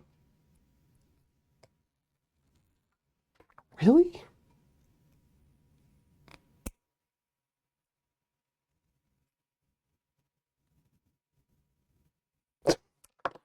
Okay, we're going to come back to that one, I guess, later. Wow. I think I need to figure out a better system for this, too. Which is to say, I think we're going to have to just push things all the way through on this side. Yep, because that... Oh yeah, that absolutely doesn't want to go through easily to begin with. Woof. Even without the the issues with the glue.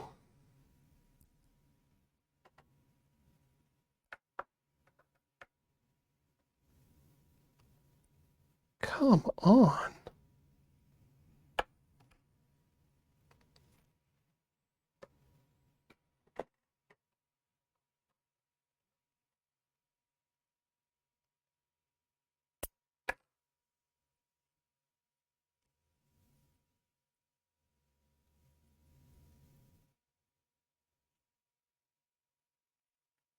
I'm actually really upset with these.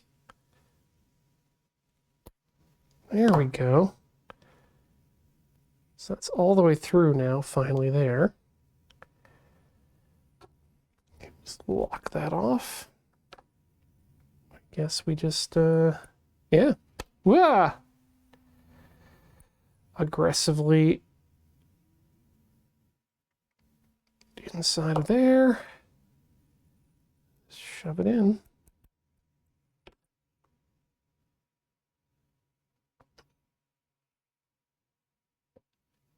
And you know what? I'm actually just going to go right into the device.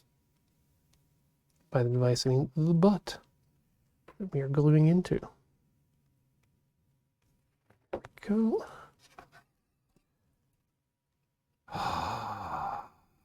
Right, we're not in the butt. Oh no! Not in there either. They need a drill hole. These actually need a drilled hole. Oh no! Drilled hole. Oh no. Well, we got two of them now. It's gonna wait. This one will bust itself off in just a second. There we go. Now we can clean out the interior of that with the pin vise. And then just not touch it. There we go.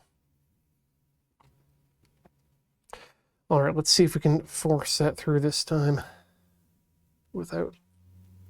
Wow, no, that just really wants to not get covered.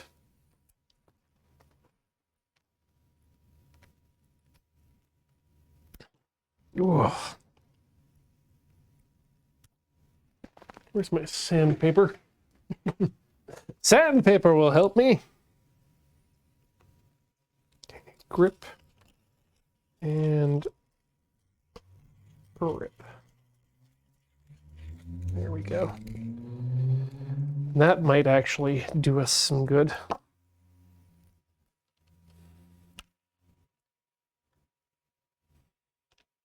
Whew. Absolutely coated in glue and skin, I think.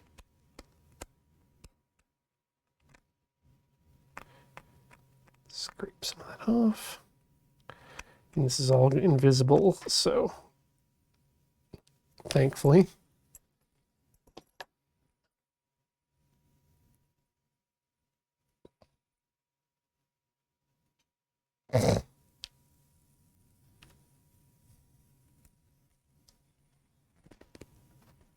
Still not clean.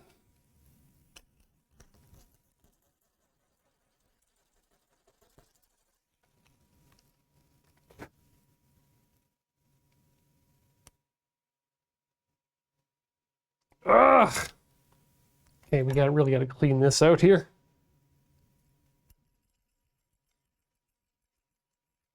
Thank you, Digital Seahorse. This is Bibendum. He's our paint cup today. In fact, he's always our paint cup because he's Bibendum. Otherwise, we might end up using him to drink things out of, and that would be terrible.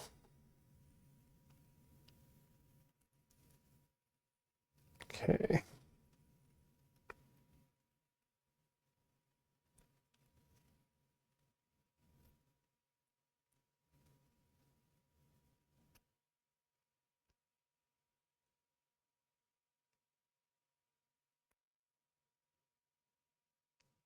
Oh. Oh, we're finally there. Okay, good. Whew. Finally got that thruster bit all the way through there. So they should be that far out? Good God.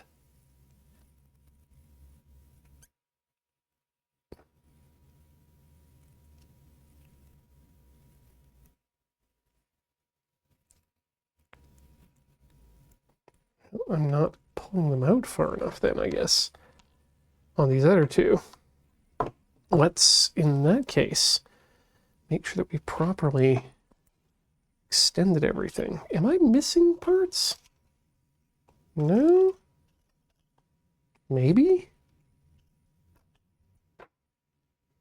I'm worried now that we are actually.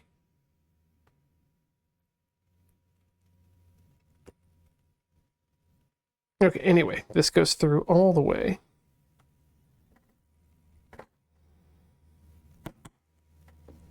Go. And goes, yeah, just stays there. And 3. Okay, no, we are good. 1, 2, 3 silvers.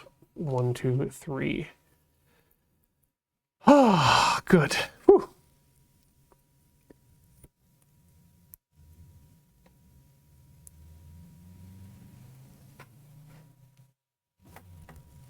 Okay, this one. God, these are tight. There we go. Whew. Good. Now we can do what we need to do. Push it all through, and then that gets sent through as well. And that's a good thruster. Fingers stick together like glue.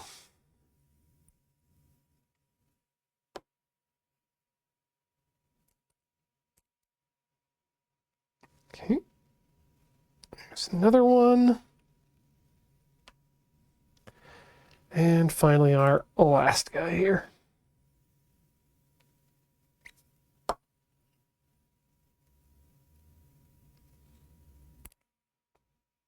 There we go. That's how you do it. Okay, folks, that's gonna take us to the next break here. Roboman MTG, this is in fact the HG Nightingale with multiple metal kits, etc., etc.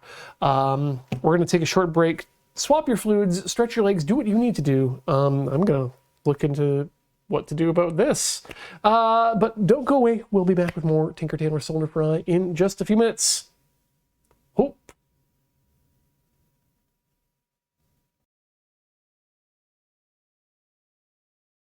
Still doing Gunpla. And, ooh, I left the super glue open over the break. Illegal. We need to drill some holes, though. Holes that go here, here, and then in the back here. So let's make some holes so we can put some thrusters in so we can get to the final part of this evening's festivities, which will be weathering. So let's see, yeah, I guess right down the center. Yeah, let's do it.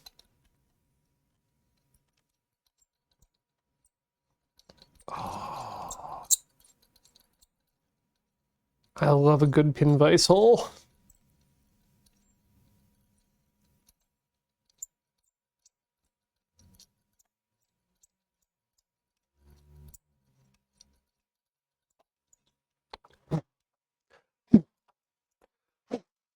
Okay, well that's the wrong kind of hole, but we should be able to deal with it. Let's get some glue. Wait a second, actually, I want to go deeper. There's no reason we can't go deeper, and we should go deeper so that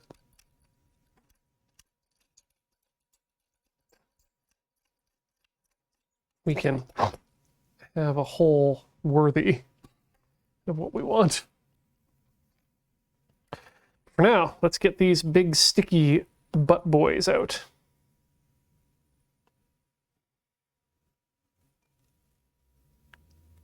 You know, sometimes I think about the words that I have just said.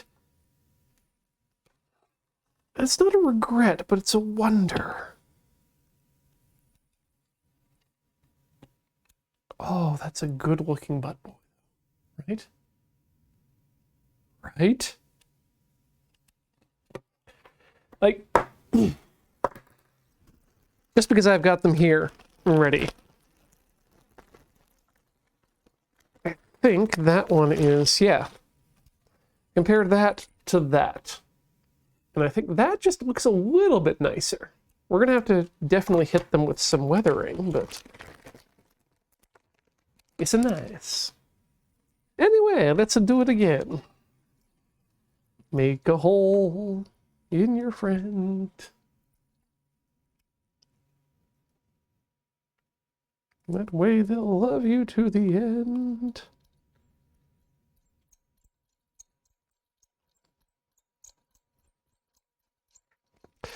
Do not take Ian's advice when he is singing.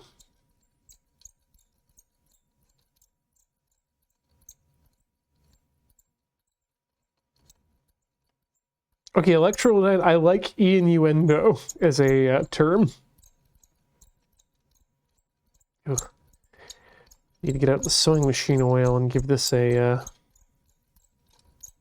an unsqueakening.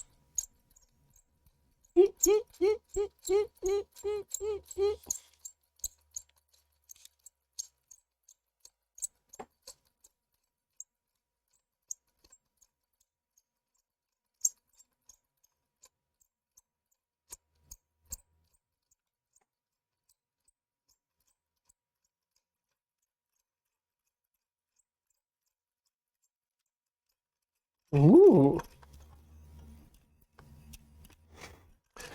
That feeling when you hit something good. That was a good hole, friends. I'm so happy that I get to live in a world where I can talk to hundreds of people and say that was a good hole and get paid for it.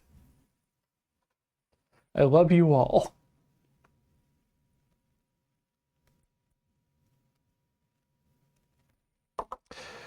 Oh, here we go. Into that fresh hole.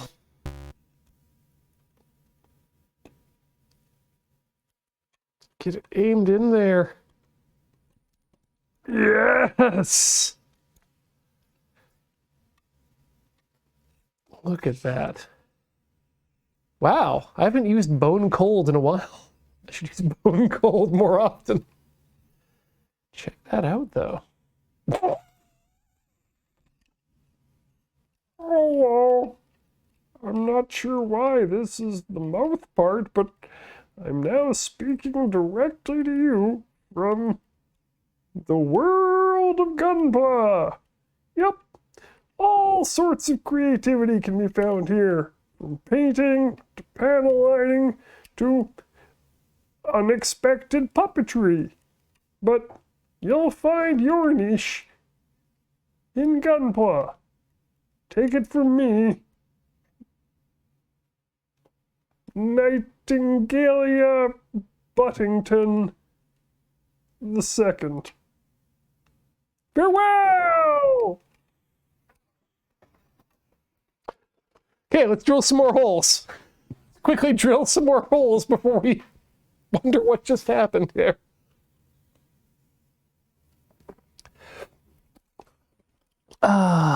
We need 2mm holes in the back of these pieces here.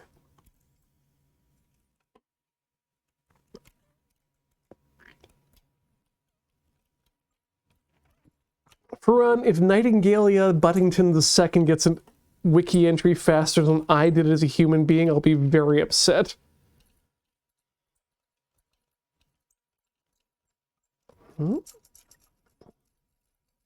Good hole.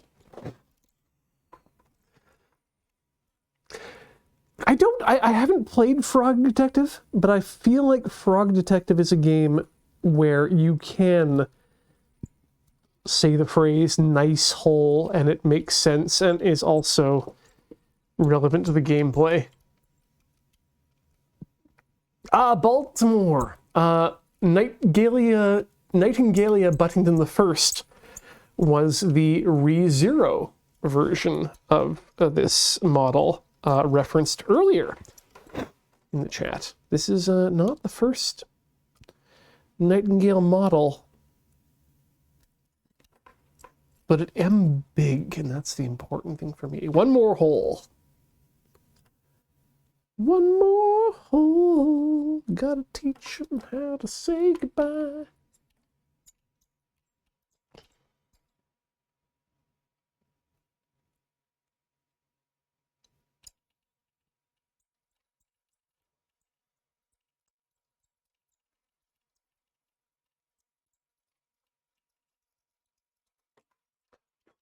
Alrighty. Let us inject us the thrustus.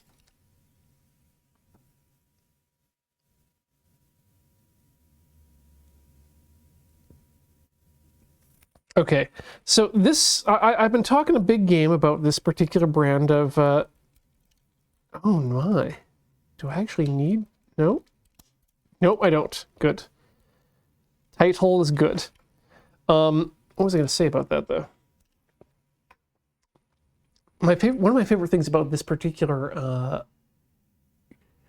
super glue, and I'm not sure if you can see it. I want to see if you can. Oh God, that's my beard here. That's terrible. But oh, okay, I don't want to do it upright, but I'm going to do it this way. Does Ian have the RG Hainu gun to go with this model? Mecha Kugan, no, I don't. What I'd like is the either the RG Hainu, but I'm also looking forward to the Psycho Doga, if I can get that locally, so that I can, complete the box art for this particular model with the Psycho Doga in the background. I really like the Psycho Doga's design too, personally. Love its helmet, and then love its thruster packs.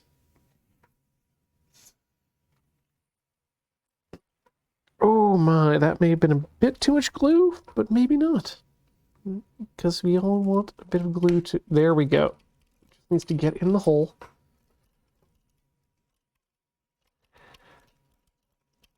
Come on. Get in there. And then that's like that. I'm going to clean these up with some... You can see, if you get in there, you can actually see some of the mung. So we'll have to get in there with a knife afterwards to scrape some of that off, but it should be okay. I'm kind of just gonna turn the edges, chamfer the edges of this hole here, because these have been pretty tight actually. For the first time, the hole has been correct, at least in terms of what they wanted me to drill.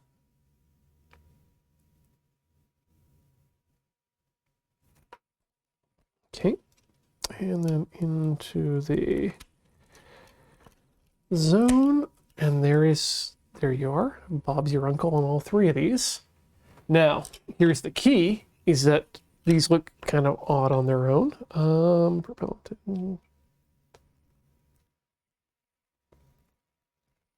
So we'll just have to decide which side is up for propellant bottles. Let's say left this time. Okay, let's get that in there.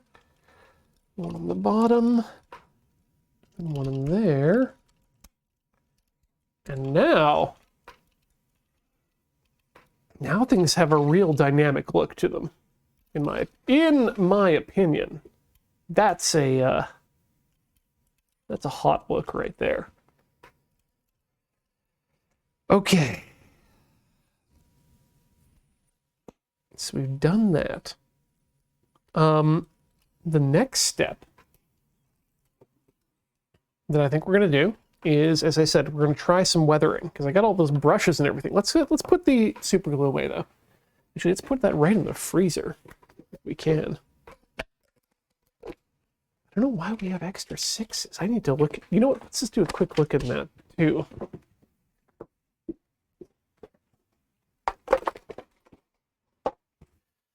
I want to see if we're missing any thrusters here. Okay, so shoulders, check. Back, check.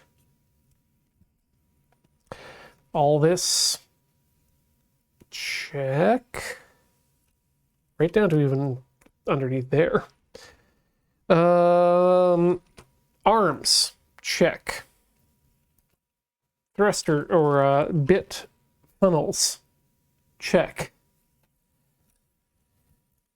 Shoulder, shield, check.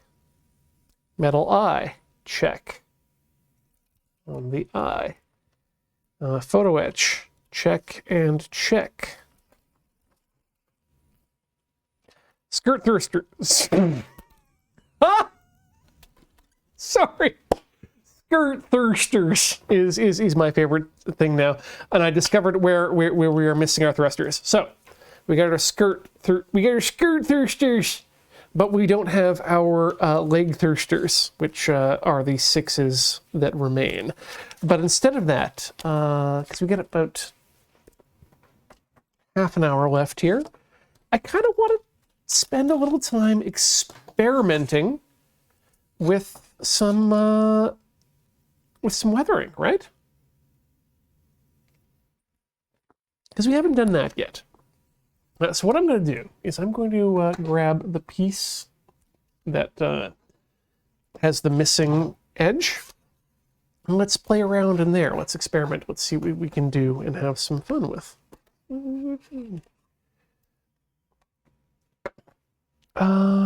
So yeah, let's grab that and that.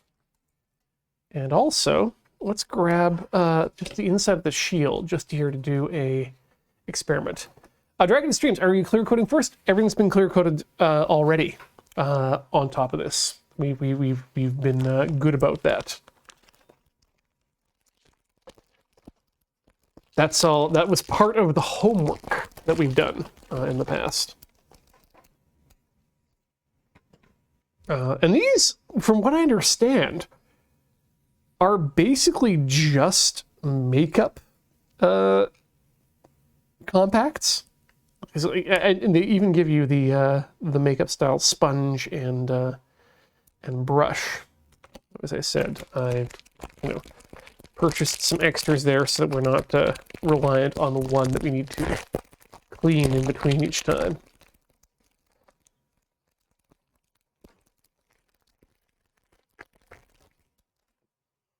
Let's see, yeah, so let's see here.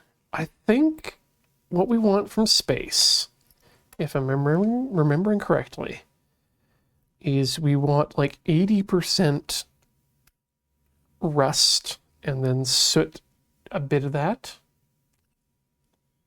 Oh, Gunpla, yeah, I can understand these could probably be very good for dry brushing as well. So let's do like a 1, 2, 3, 4, 5, 6, 7, 8, 9, 10. 6, 7, 8, 9, 10. And then 1, 2, 3. Just gonna mix them together.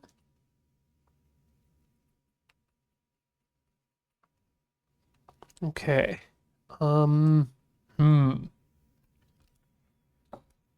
Just to see what happens if we go up here in the, just from the point.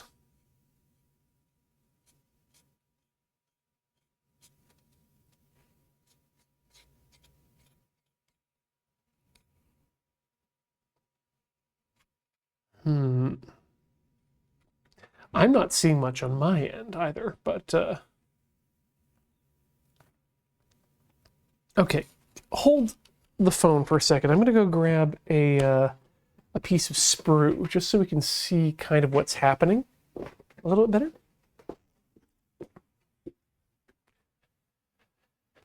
Yep, grabbing the sprue. Yep, bring it back to you. This. Looking at the box here, yeah, we need the Hainu Gundam, we need the Psycho Doga, we need, I think that's a Gym 3, and oh god, the Alpha Aeru. I mean, I love the Alpha Aeru, but I don't love Char's counterattack. I like it. I don't love it. It's important. Okay, let's try this out here on some... Okay. So that's what it's doing. Maybe we want to get a bit more of that rust in there. And just see...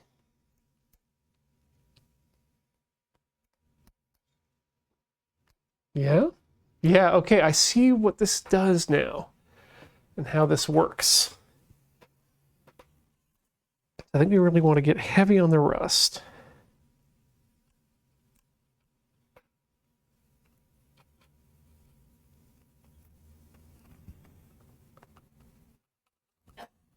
And a bit of that. And then we're just gonna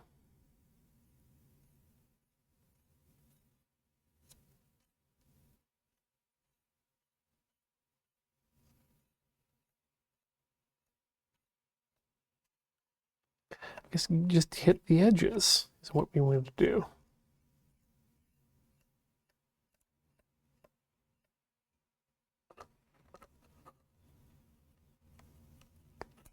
I think we've just done such a good job of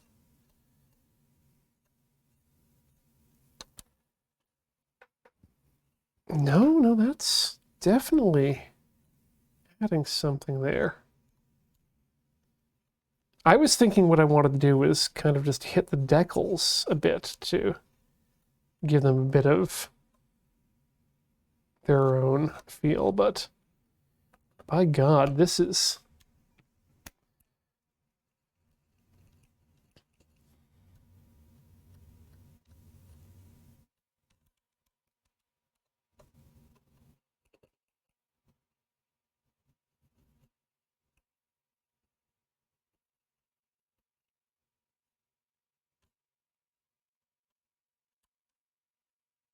Oh, I see what's happening now.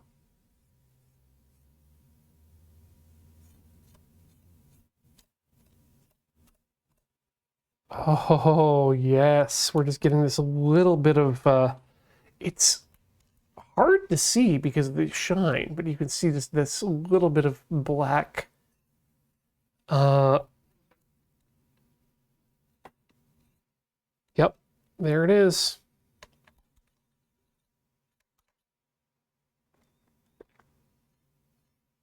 You've definitely just smeared over across the decals a bit, but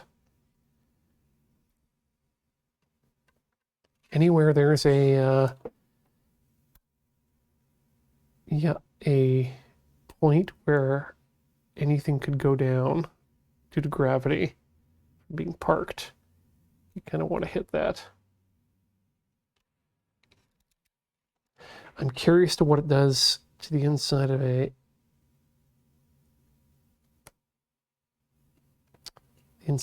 cone here.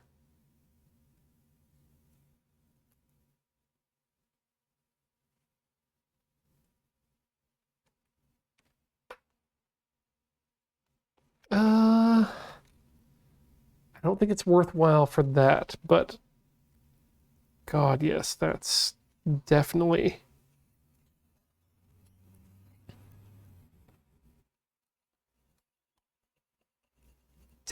feeling good on this.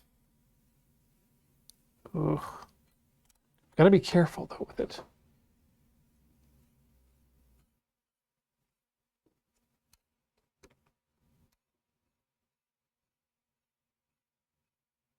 God, does that help the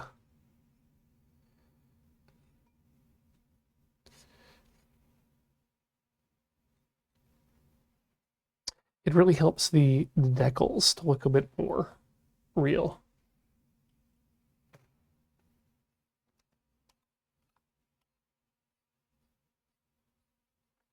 No, it's not a Gunpla. It's not a case of primer being an issue here. If anything, what I think is going on here is that I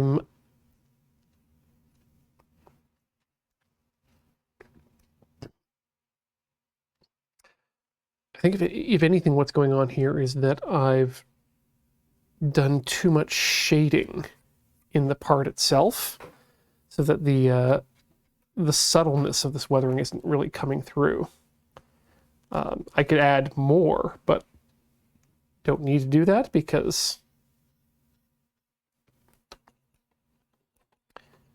if it's going to override what's already looking good there, why would you do that? Oh, and the cones. Oh, yeah, that's different story, yeah. I think you're right there. Right now I'm just trying to hit the edges very lightly. Okay, let's see how you like this compared to the other ones. This is also a very dark red, so I don't know how different it's going to be compared to a Gunpla, or a Gundam, but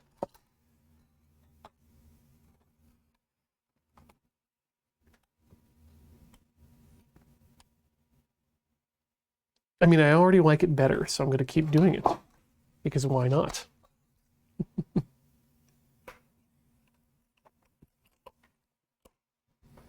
Maybe we'll go to the butt next and see what we can get in there.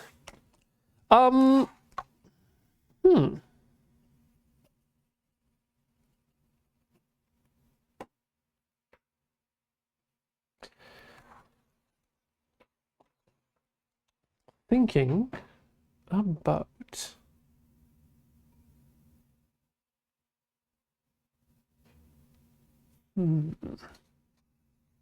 yeah, if nothing else, it's good for, oh god, that's too much. Here's my paper towel.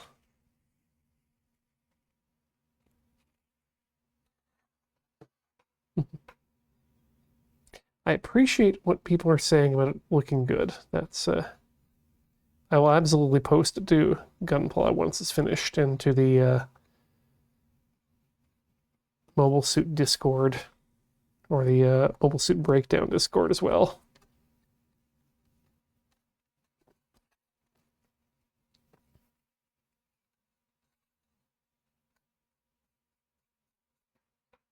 Yeah, if nothing else, being able to like go over these decals and add a bit of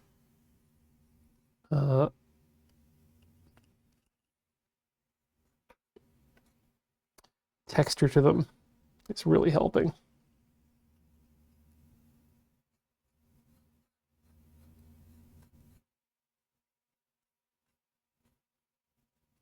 And of course, everything's going to get another hit with the with a coating of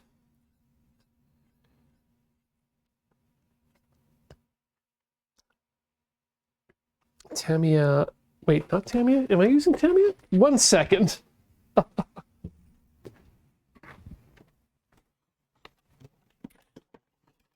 Ah!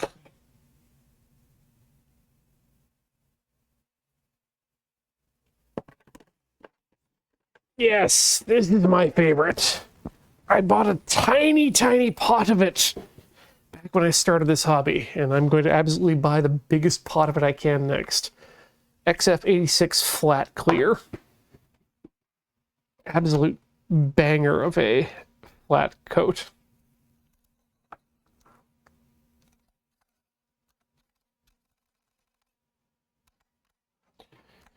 Yeah, this is absolutely makeup-y. And honestly, I think the next model I paint might just be flat color, and I'll just use this weathering stuff to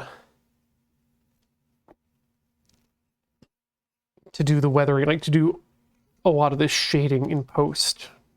Oh god, he says.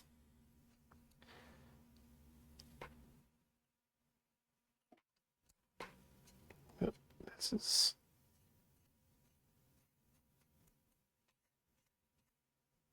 yeah, you can really mess this up too if you're not careful.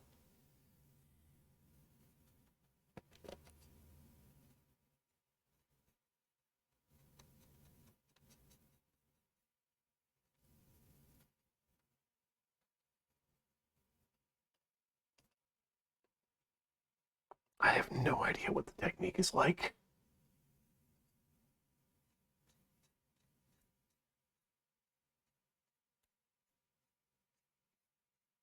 but it seems to be working.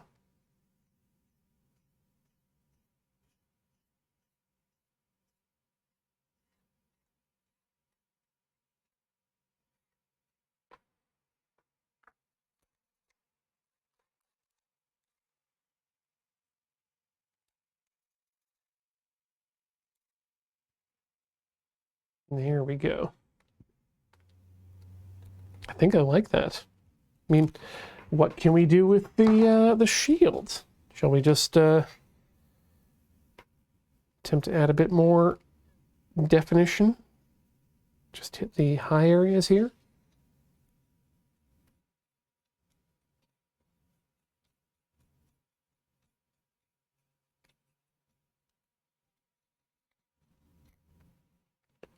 Shall we try the dry brush?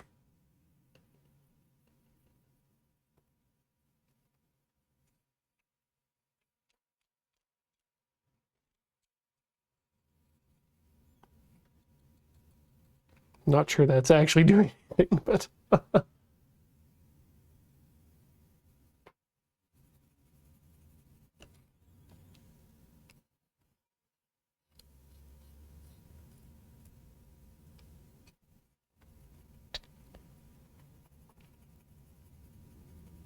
see if we can get some more of this rust on the painty boys.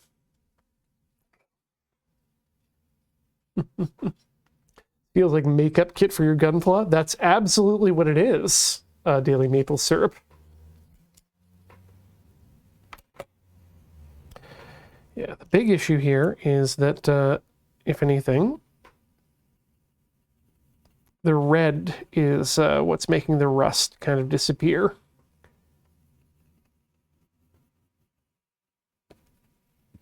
All right.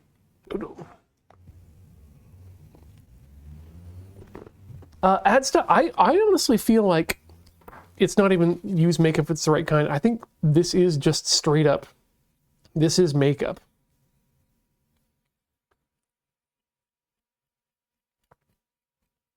Yeah, I think that's what I'm doing here, now that I realize it. All I'm doing is adding a bit of color to the areas that didn't have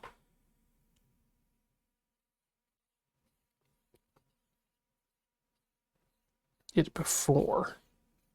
Shading very subtly.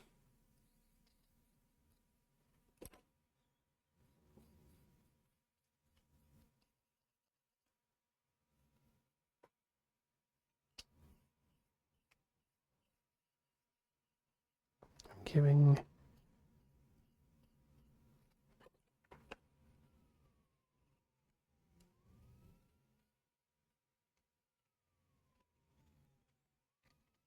bit of color and something these areas before we actually end up hitting it with the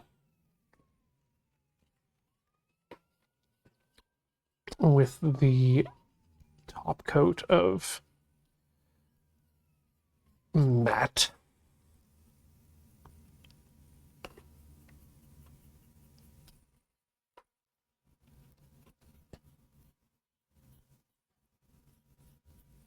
Yeah, if there's any question that if it's adding pigment, you just look at my finger. It's just that there's so much already gradient come on from my from the paint job itself that it's hard, I think, to see. But it absolutely adds a lot of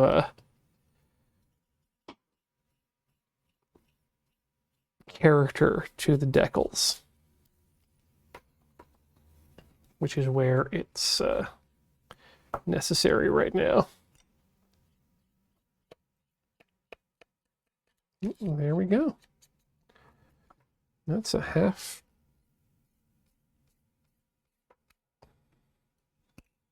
I'm going to use the brush on that for no reason, pretending I know what I'm doing. The half decent shield. I'd say. Let's do a bit on the butt, and then let's maybe call that a night. Yeah, I think that's good. Get ourselves loaded up nice and good with the rust. A bit of black. Let's paint the edges of these guys down. Oh, that's too much.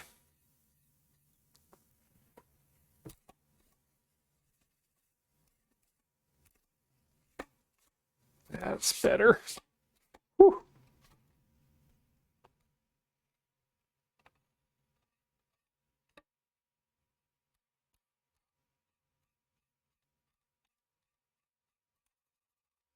Yeah. Hmm.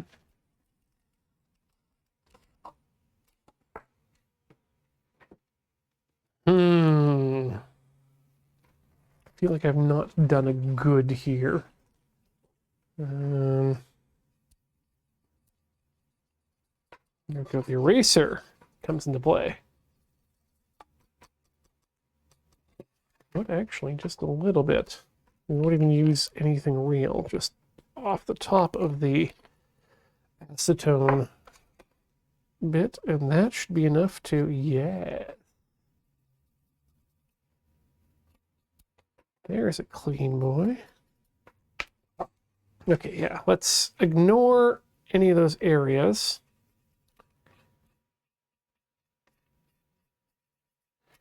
And concern ourselves more with the decals themselves.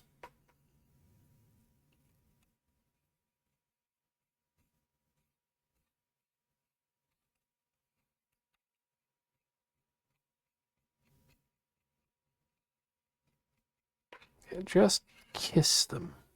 That's all we need. We don't even need to be anything real. And of course, the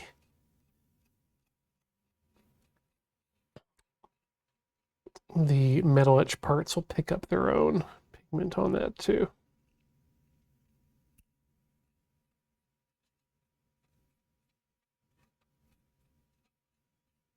Okay, so that looks good.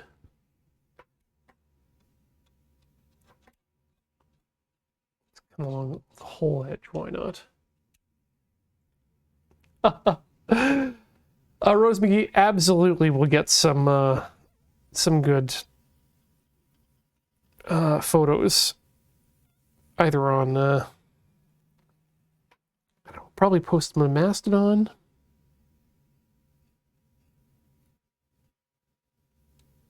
Seems to be most likely the place to put them.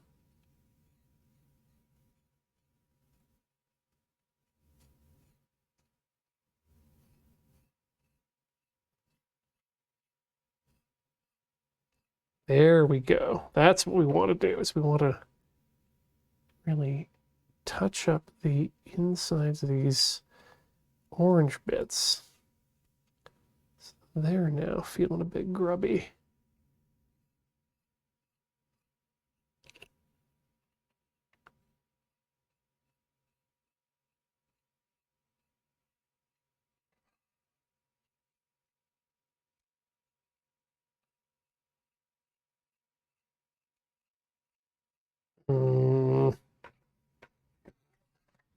Disappointed with that.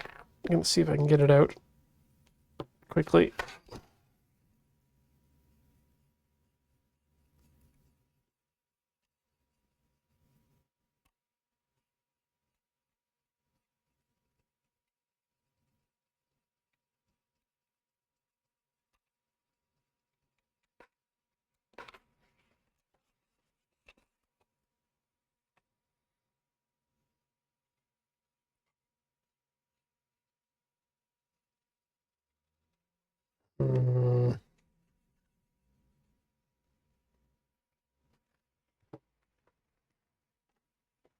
Yeah, I'm not loving this.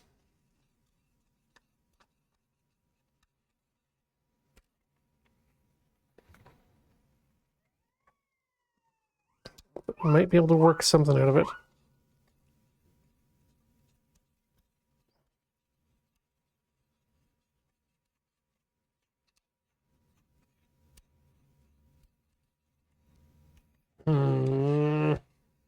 Ah! Well, as long as we keep it even, that's...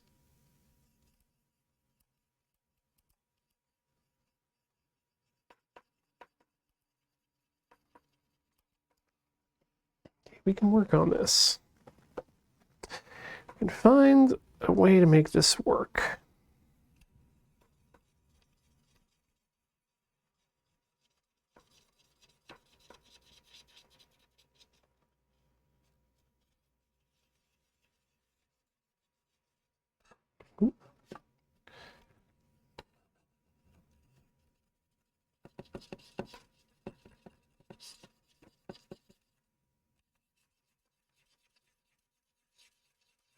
So what we've done is, if nothing else, we've just muddied the orange in an interesting way, which I don't think is a bad thing.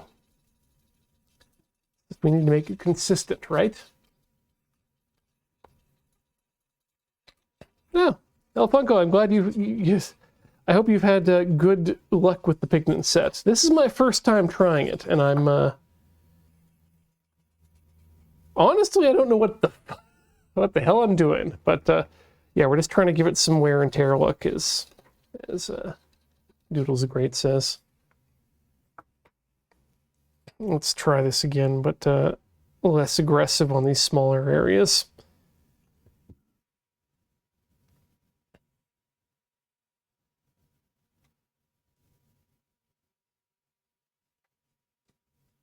Yeah, this is a first try for weathering, so we're learning a lot.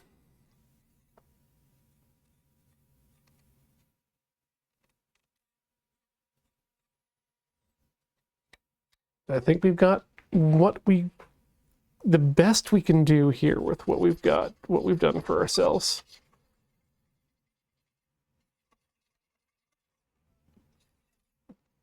We can try and dust that in a bit better, I think, but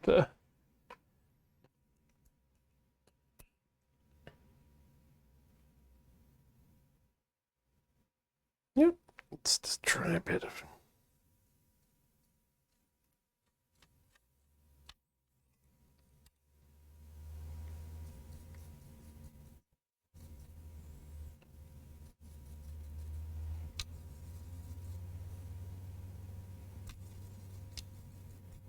Seems good.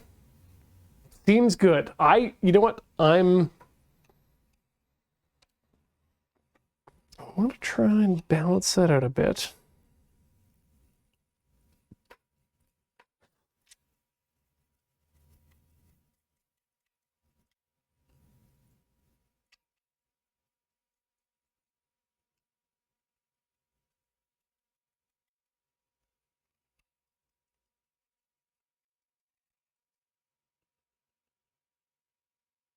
I think we're good.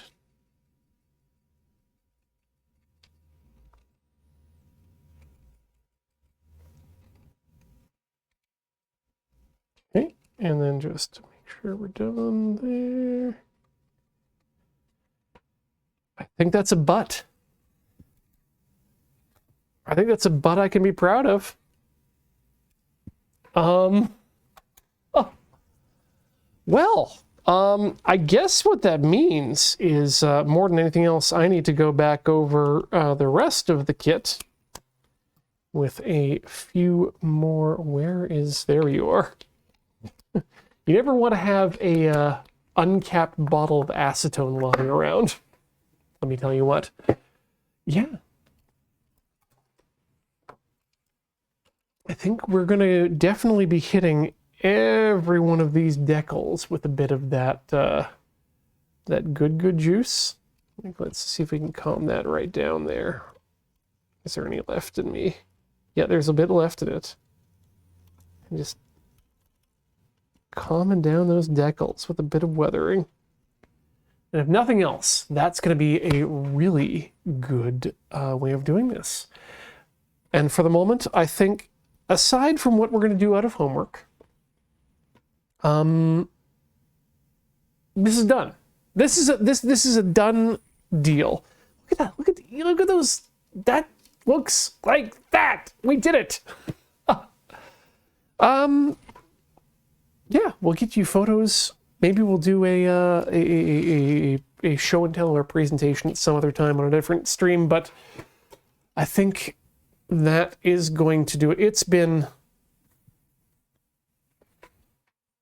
Sir, I'm going to take a short drink here because this has been a long time. I mean, it's been 10 streams, which is and a lot of streams, but we have taken this model from box to what I would consider to be ready, done-ish. And it's been a lot of fun. Will I do another stream of a full model kit like this? Probably not, because it's been so long in the tooth. But I am so glad to have learned so much about the hobby and hang out with all of you while we've been doing this. And I really appreciate it. So let's move on to new models in the future, shall we? That said, check us out over at loadingreadyrun.com. If you liked everything you've seen here tonight, it's been a pleasure having you. You can check out what's coming up on streams that we may have at loadingreadyrun.com/live. Check out our YouTube channel at youtube.com/loadingreadyrun, youtube.com/LRRMTG for the Magic the Gathering content, LRRTT for tabletop content, LRRVG for video game content, and Loading Ready Live for VODs of our streams. Patreon.com is where you can go if you'd like to give us a hand on a monthly basis that's automated.